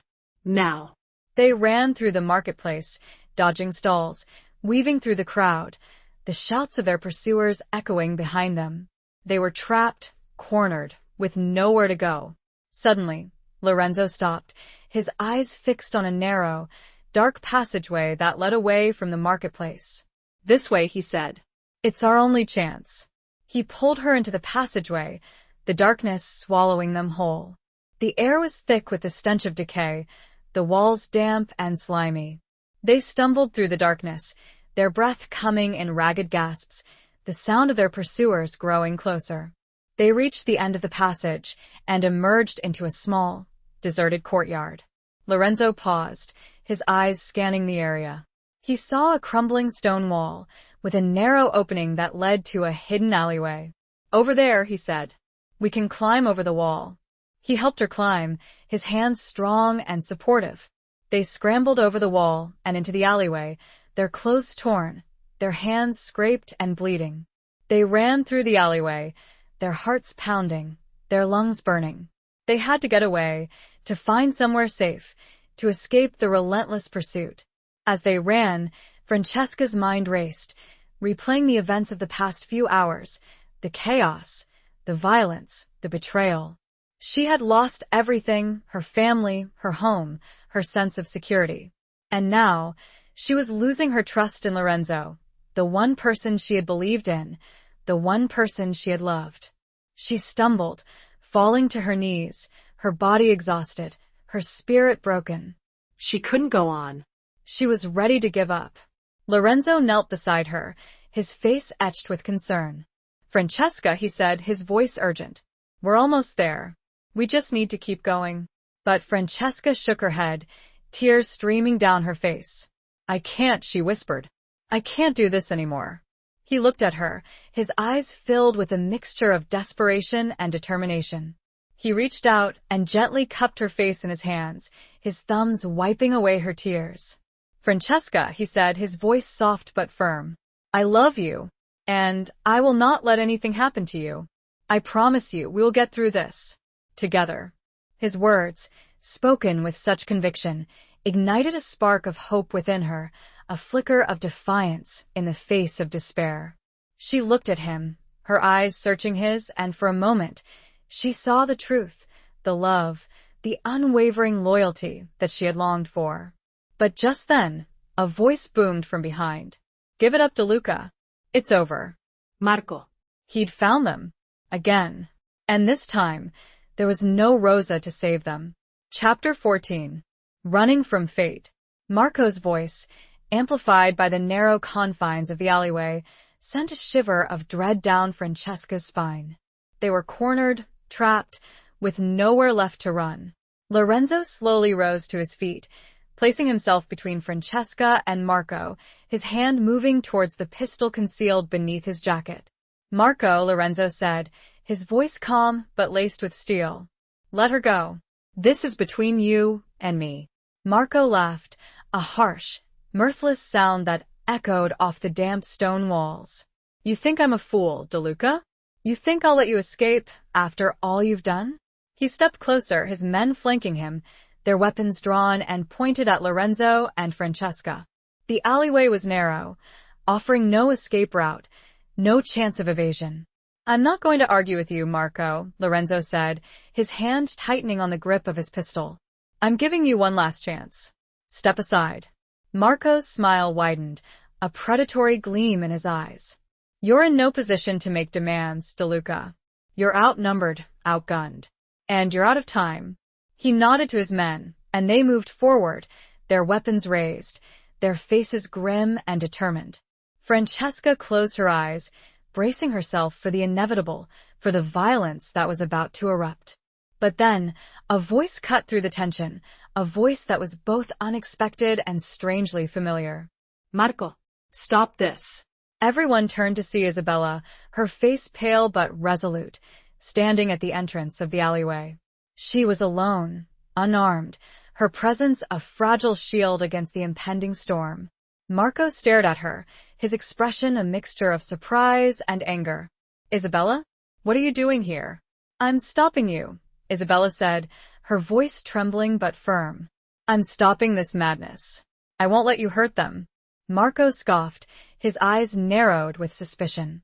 You're siding with them? With the enemy? They're not the enemy, Marco, Isabella said, her voice rising in desperation. They're trying to help us. To help me. She stepped closer to Marco, her gaze pleading. I know the truth, Marco, she said. About Antonio. About your plans. About everything. Marco's face hardened, his eyes filled with a cold fury. You know nothing, Isabella, he said, his voice low and dangerous. You're just a naive, foolish girl. I'm not naive, Marco, Isabella retorted, her voice gaining strength. And I'm not a fool. I know you killed Antonio. I know you're using this alliance with the Russos to seize power. I know you're willing to sacrifice anyone, even your own family, to achieve your goals. Marco's expression twisted with rage. You dare to accuse me? He roared. You dare to defy me? He raised his hand, as if to strike her, but Isabella didn't flinch. She stood her ground, her chin lifted, her eyes blazing with a newfound courage. I'm not afraid of you, Marco, she said. Not anymore. I won't let you destroy our family. I won't let you destroy me. Marco hesitated, his hand hovering in the air, his expression conflicted. He looked from Isabella to Francesca, then to Lorenzo, his mind clearly struggling to process this unexpected turn of events. For a moment, the tension hung in the air, the fate of everyone present balanced on a knife's edge. Then, slowly, Marco lowered his hand, his gaze shifting to the ground. Get out of here, he said, his voice barely a whisper. All of you. Just go. Lorenzo, his eyes still narrowed with suspicion, didn't move. What's the catch, Marco? He asked. What's your game? Marco looked up, his eyes filled with a deep sadness, a weariness that seemed to have aged him beyond his years. There's no game, DeLuca, he said. Just go. Before I change my mind. Lorenzo hesitated, his gaze searching Marco's face, trying to decipher the truth behind his words. But he knew they couldn't stay, that this was their only chance to escape. He took Francesca's hand, his grip firm and reassuring. Come on, he said. Let's go. They turned and ran, leaving Marco and his men standing in the alleyway, their weapons lowered, their faces etched with a mixture of confusion and defeat. Isabella watched them go, tears streaming down her face. They ran through the narrow streets of Naples, their hearts pounding, their lungs burning. They didn't stop, didn't look back, until they reached the coast, until they saw the small, unassuming boat that was waiting for them, a fragile vessel that represented their only hope of escape. As they climbed aboard the boat and pushed off from the shore, Francesca looked back at Naples, at the city that had been her home, at the family that had betrayed her. She was running from fate, running from the past, running towards an uncertain future. But as the boat sped away, she noticed a small figure standing on the docks, waving. Isabella. And next to her, Rosa? She could barely believe her eyes. Chapter 15. The Heart's Reckoning. The small boat cut through the waves, leaving Naples behind, a receding silhouette against the darkening sky. Francesca watched the city disappear, her heart heavy with a mixture of relief and sorrow.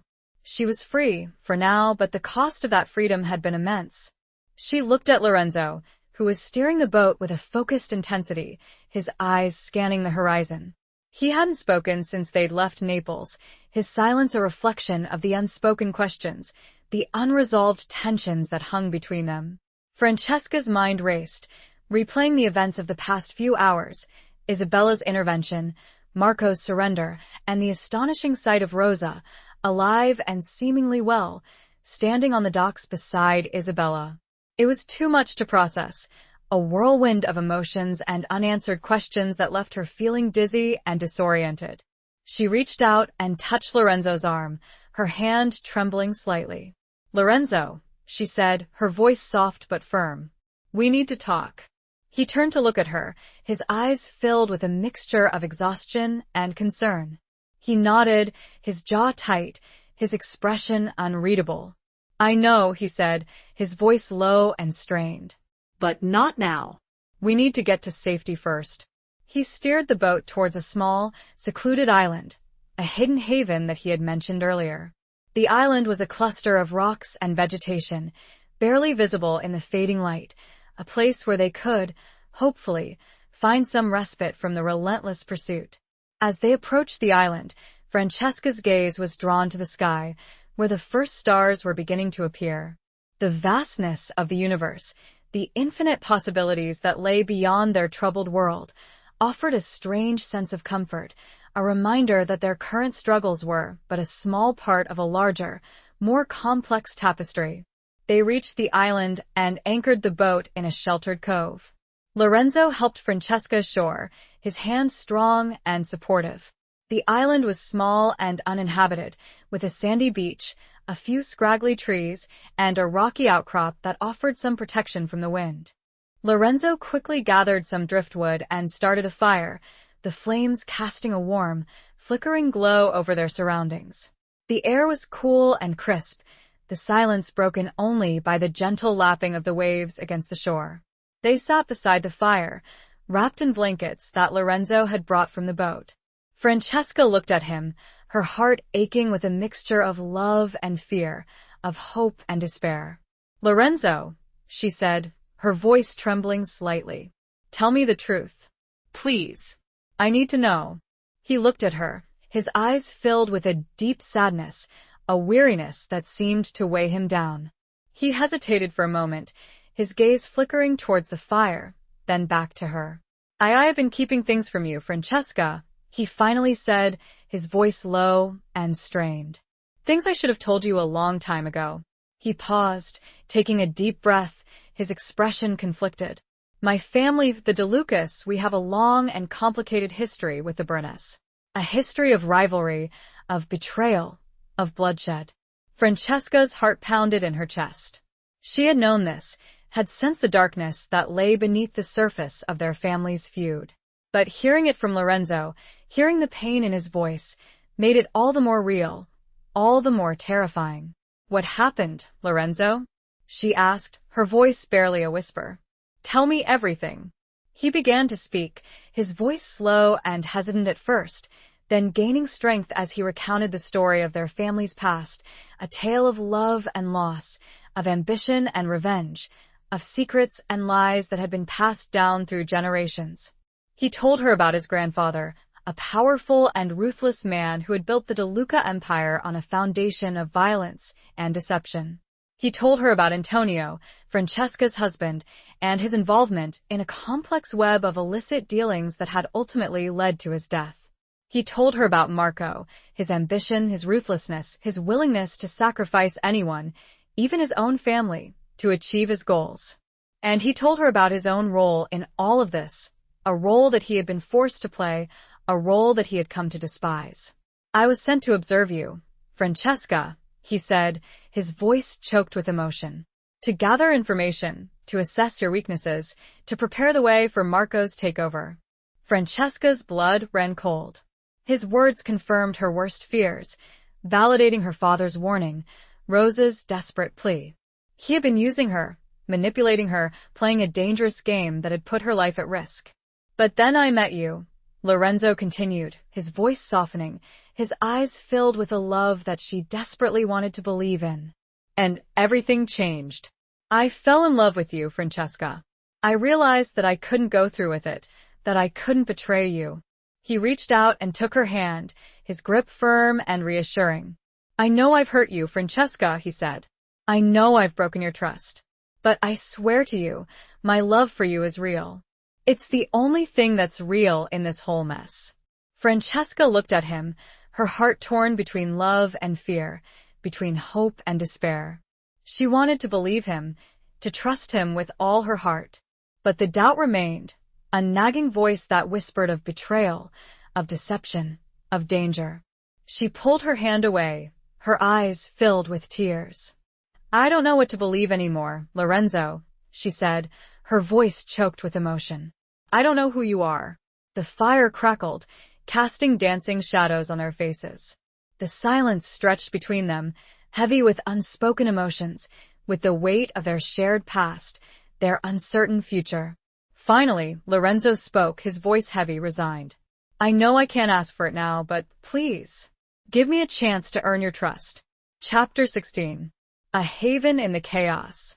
Lorenzo's plea hung in the air, a fragile bridge across the chasm of doubt and betrayal that separated them. Francesca looked at him, her heart aching with a mixture of conflicting emotions. She wanted to believe him, to trust him, to surrender to the love that had blossomed between them, a love that had defied the boundaries of their family's feud. But the scars of the past, the wounds inflicted by lies and deception, were still raw, still bleeding. "How can I trust you, Lorenzo?" she asked, her voice trembling. "After everything that's happened? After everything you've hidden from me?"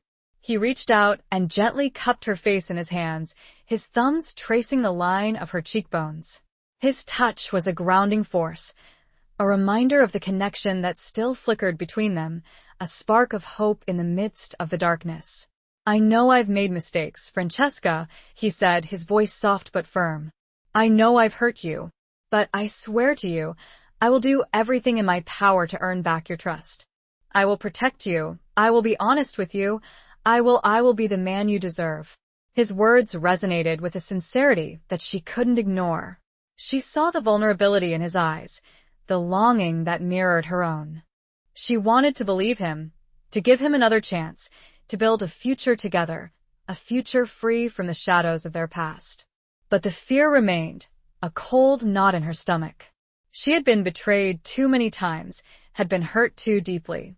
She couldn't afford to be naive, to be blinded by her emotions.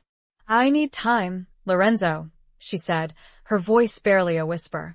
"I need time to heal, to process everything, to figure out what I want." He nodded, understanding her hesitation, respecting her need for space. He released her and stepped back, his posture tense, his eyes filled with a mixture of hope and apprehension. "I understand," he said, "and I will give you all the time you need. But please, Francesca, don't shut me out completely. Let me be here for you, even if it's just as a friend." Francesca looked at him, her heart softening. She knew he was hurting, that he was struggling with his own demons, his own regrets. She couldn't deny the connection that still existed between them, the bond that had been forged in the crucible of danger and shared adversity. "Okay, Lorenzo," she said, her voice a little stronger now. We can be friends. For now." A flicker of relief crossed his face, a glimmer of hope in his eyes. He smiled, a tentative, fragile smile that reached her heart. They spent the rest of the night in silence, huddled together by the fire, the warmth of the flames a comforting presence in the midst of the vast, indifferent darkness. They watched the stars, listened to the waves, and slowly, tentatively, began to rebuild the trust that had been shattered. As the first rays of dawn painted the sky with hues of pink and gold, Francesca awoke to the smell of freshly brewed coffee. Lorenzo had gathered some wild berries and had managed to find some fresh water from a small spring on the island. They ate breakfast in silence, the simple meal a shared ritual that spoke of a tentative truce, a fragile peace. As they ate, Francesca's mind began to clear, her thoughts becoming more focused, more rational. She realized that she couldn't stay on the island forever, that she couldn't run from her problems, from her past. She had to face the truth, to confront the challenges that lay ahead, to reclaim her life. "Lorenzo," she said, her voice firm and resolute. "We need to go back."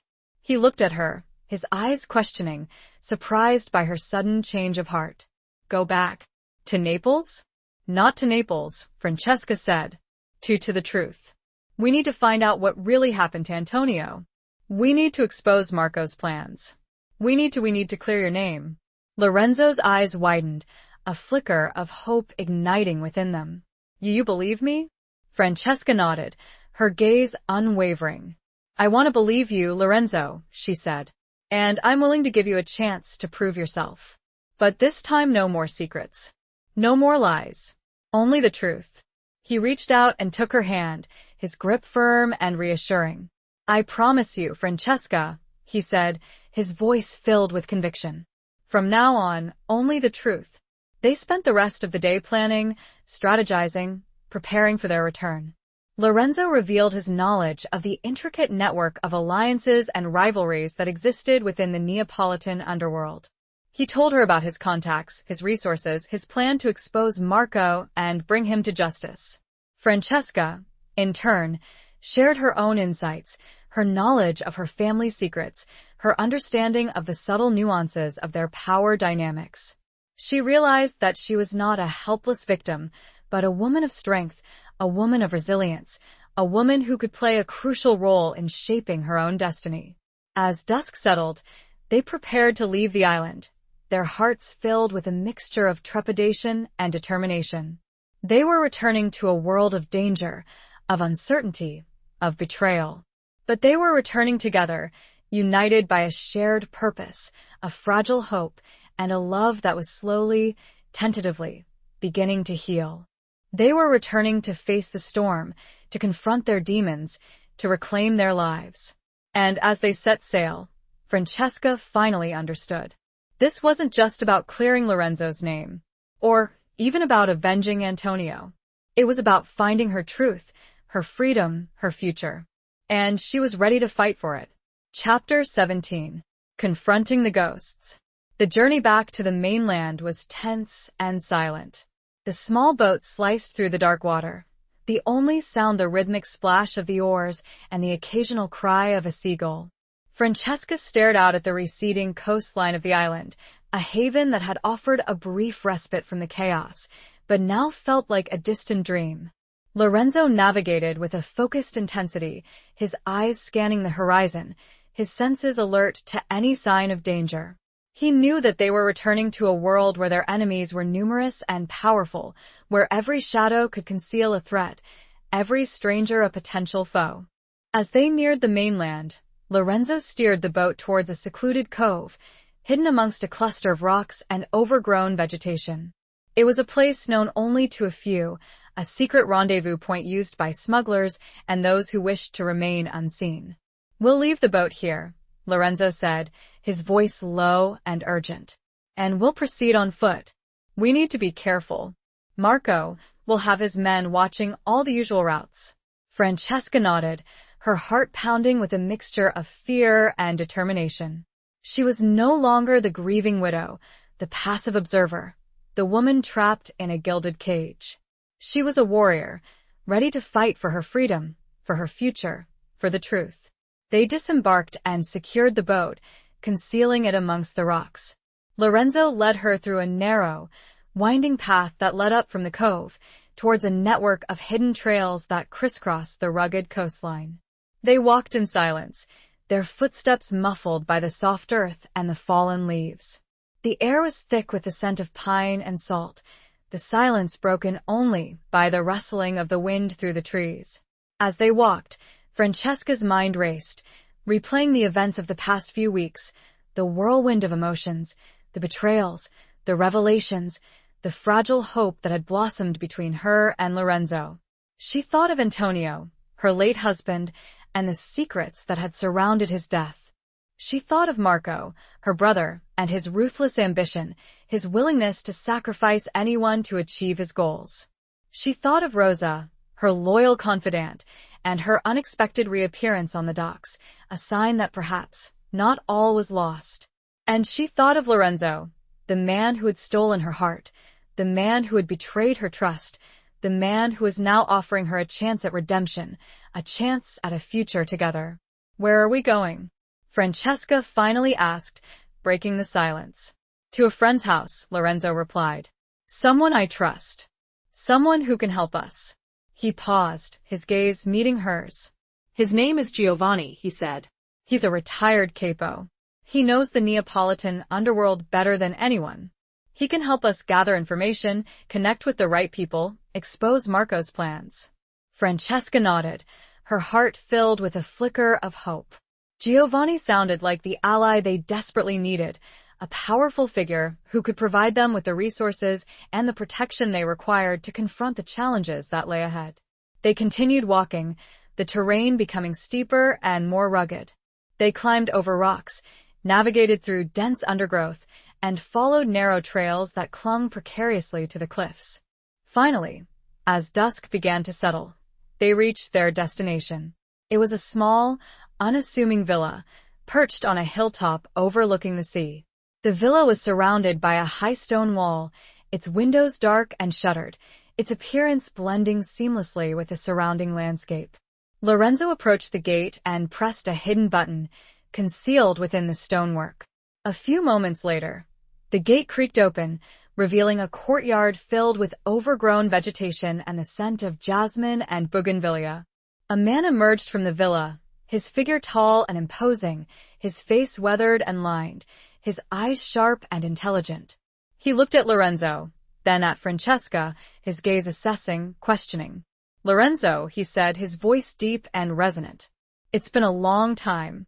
"Giovanni," Lorenzo replied, his voice filled with respect. "I need your help." Giovanni nodded, his eyes unwavering. "Come in," he said. "We have much to discuss." They entered the villa, the interior surprisingly elegant and well-maintained, despite its unassuming exterior. The walls were adorned with antique paintings and tapestries, the furniture crafted from dark, polished wood, the air thick with the scent of old books and pipe tobacco. Giovanni led them to a large, comfortable study where a fire crackled in the fireplace, casting a warm, inviting glow over the room. He offered them chairs and poured them glasses of a rich, amber-colored liquor. "Tell me everything," Giovanni said, his gaze settling on Lorenzo. Lorenzo recounted the events of the past few weeks, his voice low and urgent, his words painting a vivid picture of betrayal, violence, and desperate flight. He spoke of Francesca's family, of Marco's ambition, of Antonio's death, and of his own complicated role in the unfolding drama. Giovanni listened intently, his eyes never leaving Lorenzo's face, his expression unreadable. When Lorenzo had finished, Giovanni turned to Francesca, his gaze softening. "And you, Signora Barone," he said. "What is your story?" Francesca recounted her own experiences, her voice trembling slightly at first, then gaining strength as she spoke of her growing awareness of the darkness that surrounded her family, of her determination to uncover the truth, of her love for Lorenzo, and of her unwavering desire for justice. Giovanni listened patiently, his eyes filled with a mixture of compassion and understanding. When she had finished, he nodded slowly, his gaze thoughtful. "The Baroness and the De Lucas," he said, his voice heavy with the weight of history. "A tangled web of love and hate, of loyalty and betrayal, of secrets and lies. A web that has ensnared generations." He paused, his gaze sweeping between Lorenzo and Francesca. "But you are different," he said. "You have a chance to break the cycle, to forge a new path, to create a different future." He stood up and walked towards the fireplace, his back to them. He stared into the flames, his silence stretching on, pregnant with unspoken thoughts. Finally, he turned back to face them, his eyes filled with a newfound determination. "I will help you," he said. "I will help you expose Marco, uncover the truth about Antonio's death, and I will help you protect yourselves." A wave of relief washed over Francesca, a sense of gratitude that brought tears to her eyes. Giovanni's offer of assistance was a lifeline, a beacon of hope in the midst of the storm. But he held up a hand. "However," he said gravely, "you must both confront your ghosts first. Before we can move forward, you need to make peace with the past." Both of you. Chapter 18. The Cost of Redemption. Giovanni's words hung in the air, a challenge and a promise. Confront your ghosts. The phrase echoed in Francesca's mind, stirring up a mixture of fear and anticipation. She knew he was right. To move forward, to build a future free from the shadows of the past, she had to face the demons that haunted her, the secrets and lies that had shaped her life. And Lorenzo, too, had his own ghosts to confront, his own burdens of guilt and regret to bear. She looked at him, his face etched with a mixture of apprehension and determination. He knew, as she did, that this was a crucial moment, a turning point in their journey. What do you mean, Giovanni? Lorenzo asked, his voice low and hesitant. How do we confront our ghosts? Giovanni smiled, a knowing glint in his eyes. Each of you must face the source of your pain, the root of your fear, he said. You must revisit the places, the memories, the people that have shaped your lives, and you must make peace with them. He turned to Francesca, his gaze softening. Signora Barone, he said, you must return to the Barone villa. You must confront your family, your past, the truth about your husband's death. Francesca's heart pounded in her chest.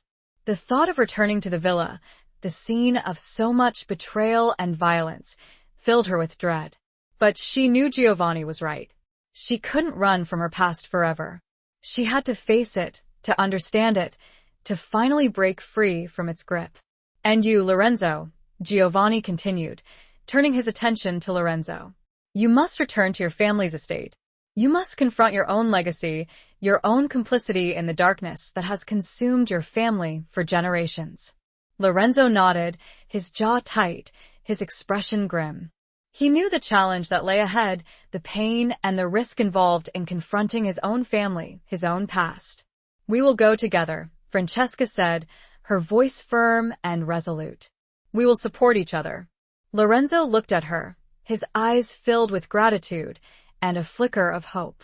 Thank you, Francesca, he said. I couldn't do this without you. Giovanni smiled, a hint of approval in his eyes.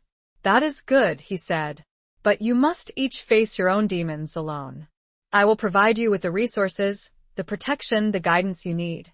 But ultimately, the journey is yours. He paused, his gaze sweeping between them. You will leave tomorrow, at dawn, he said. And you will return when you are ready. The rest of the evening was spent in preparation. Giovanni provided them with detailed maps, communication devices, and a network of contacts who could assist them in their respective journeys. He also arranged for discreet protection, ensuring that they would not be completely alone in their confrontations. As Francesca prepared for her return to the Barone villa, she felt a mixture of fear and determination. She was returning to a place of pain, of betrayal, of loss. But she was also returning with a newfound strength, a clarity of purpose, and a love that had survived the trials of the past. She knew that the journey would be difficult, that she would face resistance, opposition, and perhaps even violence. But she was ready. She was no longer the grieving widow, the passive observer, the woman trapped in a gilded cage. She was a warrior, ready to fight for her freedom, for her future, for the truth. As she lay in bed that night, unable to sleep, she thought of Lorenzo and his own journey back to his family's estate. She wondered what he was feeling, what challenges he was facing, what demons he was confronting. She sent a silent prayer to the heavens, a plea for strength, for courage, for protection, for both of them. She knew that their paths would diverge in the morning, that they would be separated by distance and by the weight of their individual burdens. But she also knew that their hearts would remain connected, bound by a love that had defied the odds, a love that had survived the storm. At dawn, Francesca and Lorenzo stood before Giovanni, ready to embark on their separate journeys. They looked at each other, their eyes filled with a mixture of apprehension and hope, of fear and love. Be careful, Lorenzo said, his voice low and urgent. You too? Francesca replied, her voice trembling slightly. They embraced, a brief but powerful connection that spoke of a shared past, an uncertain future, and an unwavering bond. Then, they turned and walked away, each towards their own destiny, each towards their own confrontation with the ghosts of their past. Francesca knew the cost of redemption was high, but she was willing to pay it. She had to. For herself, for Lorenzo, and maybe, just maybe, for the hope of something better on the other side of all of this. Chapter 19. Reclaiming what was lost. The journey back to the Barone villa was a blur of emotions and fragmented memories. Francesca traveled in a nondescript car, driven by one of Giovanni's trusted associates, a silent, watchful man who offered both protection and a sense of isolation. As they approached the villa, Francesca's heart pounded in her chest, her senses on high alert. The familiar landscape, the sprawling gardens, the imposing facade of the villa itself evoked a mixture of nostalgia and dread. This was her home, the place where she had spent most of her life, but it was also a place of secrets, lies, and betrayal. The car stopped at the gate, and the driver spoke briefly into a communication device. A few moments later, the gate creaked open, and they drove into the courtyard. Francesca stepped out of the car, her legs trembling slightly, her gaze sweeping across the familiar surroundings. The villa seemed eerily quiet, deserted, as if the life had been drained from it. The usual hustle and bustle of servants, guards, and family members was absent, replaced by an unsettling silence. As Francesca approached the main entrance, the heavy wooden door swung open, and a figure emerged. It was Isabella, her face pale and drawn, her eyes filled with a mixture of relief and apprehension. "Francesca," Isabella said, her voice trembling. "You came back." Francesca nodded, her heart aching for her cousin, for the young woman who had been caught in the crossfire of their family's feuds. "I had to," Francesca said. "I had to finish this." Isabella led Francesca into the villa, the interior echoing with emptiness. The lavish decorations, the opulent furniture, the antique paintings seemed like relics of a bygone era, symbols of a life that had been shattered. "Where is everyone?" Francesca asked. "Gone," Isabella replied, her voice barely a whisper. After you left, everything fell apart.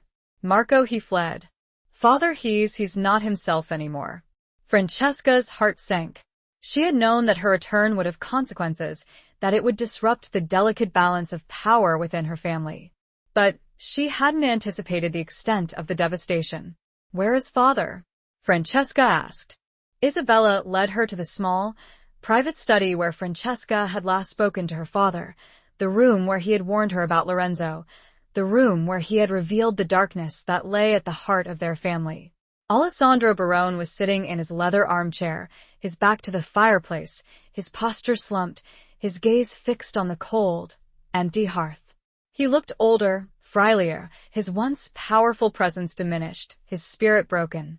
Francesca approached him cautiously, her heart filled with a mixture of pity and anger, of love and resentment. "Father," she said, her voice soft but firm. Alessandro slowly turned his head, his eyes unfocused, his expression vacant. He looked at Francesca, but he didn't seem to recognize her. "Antonio?" he murmured, his voice weak and raspy. "Is that you?" Francesca's heart broke. Her father, the once formidable patriarch of the Barone family, had been reduced to a shell of his former self, haunted by the ghosts of his past, consumed by the guilt and the regret of his choices. "It's me, father," Francesca said, her voice trembling. "It's Francesca." Alessandro's eyes flickered, a flicker of recognition, a glimmer of lucidity. "Francesca?" he said, his voice gaining a little strength. You came back." "Yes, father," Francesca said. "I came back to finish what we started. To uncover the truth. To find peace." She knelt beside him, taking his hand in hers. His skin was cold and clammy, his grip weak. She looked at him, her eyes filled with a mixture of compassion and determination. "Tell me, father," she said, her voice gentle but firm. "Tell me everything." "Tell me the truth about Antonio's death. Tell me about Marco's plans. Tell me what happened." Alessandro hesitated, his gaze flickering towards the door, as if he feared being overheard.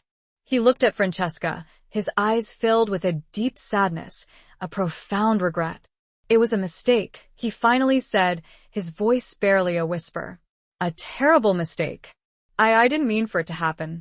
He began to speak, his voice slow and hesitant at first, then gaining strength as he recounted the events that had led to Antonio's death, the web of deceit and betrayal that had ensnared their family for generations. He confessed to his own complicity, his own ambition, his own willingness to sacrifice anything, even his own son-in-law, to protect the family's interests. He revealed Marco's role in the plot, his ruthlessness, his insatiable hunger for power. As Francesca listened, her heart ached with a mixture of grief and anger, of sorrow and understanding. She had known the truth, had sensed the darkness that lay beneath the surface of her family's polished facade. But hearing it from her father, hearing the raw, unfiltered confession of his guilt, was a devastating blow. When Alessandro had finished speaking, he looked at Francesca, his eyes filled with a desperate plea for forgiveness. Can you ever forgive me, Francesca? He asked, his voice choked with emotion. Francesca looked at him, her heart torn between the love she still felt for her father and the anger she felt at his betrayal. She knew that forgiveness was a long and difficult journey, a path that she would have to navigate one step at a time. I don't know, father, she said, her voice trembling. But I will try. She stood up, her legs weak, her body exhausted, but her spirit renewed. She had confronted her ghosts. She had uncovered the truth. She had reclaimed what was lost. Her sense of self. As she walked from the study, a figure stepped from the shadows. Isabella. She'd heard everything. And, surprisingly, she smiled. It's over now, she said. We can finally be free. Chapter 20. A new dawn, a new vow. The days that followed were a blur of activity and emotional upheaval. Francesca, with Isabella's help and Giovanni's guidance, began the arduous process of untangling the web of deceit and corruption that had ensnared the Barone family for generations. They worked tirelessly, gathering evidence, contacting authorities, and exposing Marco's crimes to the world. The fallout was swift and brutal. Marco, stripped of his power and influence, was forced to flee the country, a fugitive from justice, his dreams of dominance shattered. The Barone Empire, built on a foundation of lies and violence, crumbled, its assets seized, its reputation tarnished beyond repair. Francesca and Isabella, with the support of Giovanni and his network of contacts, began the slow and painful process of rebuilding, of creating a new legacy, a legacy based on honesty, integrity, and compassion. Alessandro Barone, his mind and body broken by the weight of his guilt and regret, was placed in a private care facility where he could receive the medical attention and the emotional support he desperately needed. Francesca visited him regularly, offering him comfort and a tentative forgiveness, a slow and gradual healing of the wounds that had separated them for so long. As Francesca worked to rebuild her life and her family's legacy, she kept in constant contact with Lorenzo, sharing updates, seeking his advice, and drawing strength from his unwavering support. He, too, was confronting his own demons, his own family's past, his own complicity in the darkness that had consumed them for generations. He had returned to the De Luca estate, a place of both beauty and sorrow, a place where he had spent his childhood, a place where he had learned the brutal lessons of power and survival. He had confronted his own family, his own legacy, his own guilt. He had discovered that his grandfather, the man he had admired and feared, had been responsible for much of the violence and the corruption that had plagued their families for decades. He had learned that his own father, a seemingly distant and uninvolved figure, had been secretly working to undermine his grandfather's empire, to create a new path, a path of peace and reconciliation. Lorenzo, inspired by his father's hidden courage and by Francesca's unwavering determination, had decided to follow in his father's footsteps, to dismantle the De Luca Empire from within, to expose its crimes, to atone for its sins. It was a dangerous and difficult task, a journey fraught with risk and uncertainty. But Lorenzo, fueled by his love for Francesca and by his desire for redemption, was determined to succeed. Finally, after weeks of separation, of struggle, of confronting their respective ghosts, Francesca and Lorenzo were reunited. They met at the small, secluded chapel by the river, the place where their forbidden romance had begun, the place where their lives had been irrevocably changed. The chapel was bathed in the soft, golden light of the setting sun, the air filled with the scent of jasmine and the gentle murmur of the river. Francesca stood at the entrance, her heart pounding, her eyes searching the shadows for the man she loved. Lorenzo emerged from the darkness, his figure tall and imposing, his face etched with a mixture of exhaustion and relief, of sorrow and hope. He walked towards her, his eyes locked on hers, his expression filled with a love that had survived the trials of the past, a love that had grown stronger, deeper, more resilient.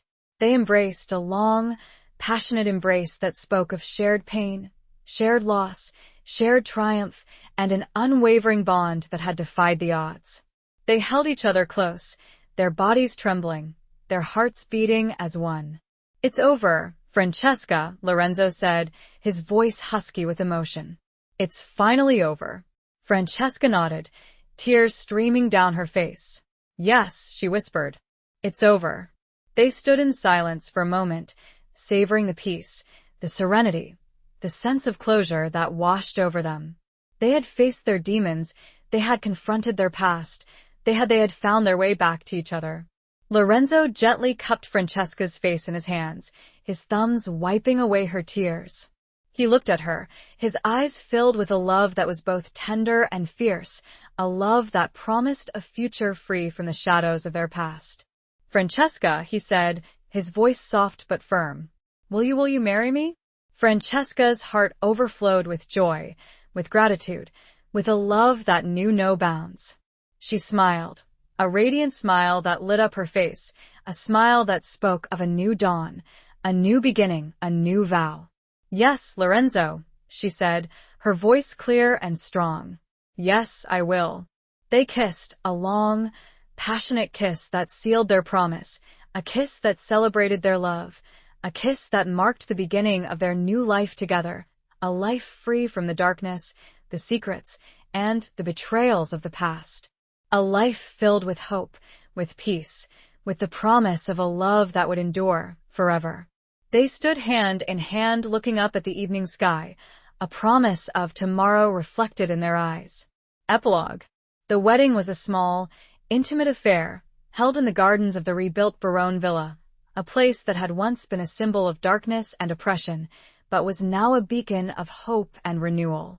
Only a handful of close friends and family were present, those who had stood by Francesca and Lorenzo throughout their trials, those who had believed in their love, those who had supported their quest for justice and redemption. Isabella, radiant in a simple white dress, served as Francesca's maid of honor, her presence a testament to the enduring power of family, of forgiveness, of reconciliation. Rosa, her eyes filled with tears of joy, stood proudly beside Isabella, her loyalty and her courage finally rewarded. Giovanni, his face etched with a rare smile, gave Francesca away, his presence a symbol of the guidance and the protection he had provided throughout their journey. He had become a father figure to both Francesca and Lorenzo, a mentor, a confidant, a friend. Lorenzo, dressed in a simple, elegant suit, stood at the altar, his eyes shining with love and anticipation. He watched as Francesca walked towards him, her beauty radiant, her spirit strong, her heart filled with a love that had conquered all obstacles. They exchanged vows, simple, heartfelt vows that spoke of their enduring love, their unwavering commitment, their shared dreams for a future free from the shadows of the past. They exchanged rings, simple gold bands that symbolized their eternal bond, their unbreakable connection. As they were pronounced husband and wife, a cheer erupted from the small gathering, a celebration of their love, their triumph, their new beginning. They kissed, a long, passionate kiss that sealed their union, a kiss that promised a lifetime of happiness, of peace, of shared joy. The reception was a joyous affair, filled with laughter, music, and dancing. Francesca and Lorenzo, surrounded by their loved ones, celebrated their love, their freedom, their new life together. They danced, they laughed, they shared stories, they made plans for the future. They had decided to leave Naples, to start a new life together, far away from the memories and the burdens of their past. They had chosen a small, peaceful village on the coast of Tuscany, a place where they could build a home, raise a family, and live a life of quiet contentment. They had also decided to dedicate their lives to helping others, to using their experiences, their resources, their newfound freedom to make a positive impact on the world. They established a foundation dedicated to supporting victims of violence and corruption, to promoting justice and peace, to creating a better future for generations to come. As the evening drew to a close, Francesca and Lorenzo stood on the terrace of the villa, looking out at the moonlit sea. The air was filled with the scent of jasmine and the gentle sound of the waves, a peaceful, serene backdrop to their new beginning. "It's beautiful, isn't it?" Francesca said, her voice filled with contentment. Lorenzo nodded, his arm wrapped around her waist, his gaze fixed on the horizon. "Yes," he said, "but not as beautiful as you." He turned to face her, his eyes filled with a love that was both tender and fierce, a love that had survived the trials of the past, a love that would endure for eternity. "I love you, Francesca," he said, his voice husky with emotion. "I love you, Lorenzo," she replied, her voice filled with a joy that knew no bounds. They kissed, a long, passionate kiss that sealed their love, their commitment, their new life together.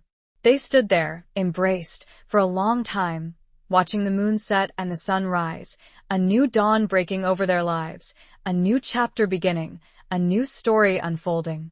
A story of love, of redemption, of hope, of a future filled with endless possibilities. And, at last, of peace.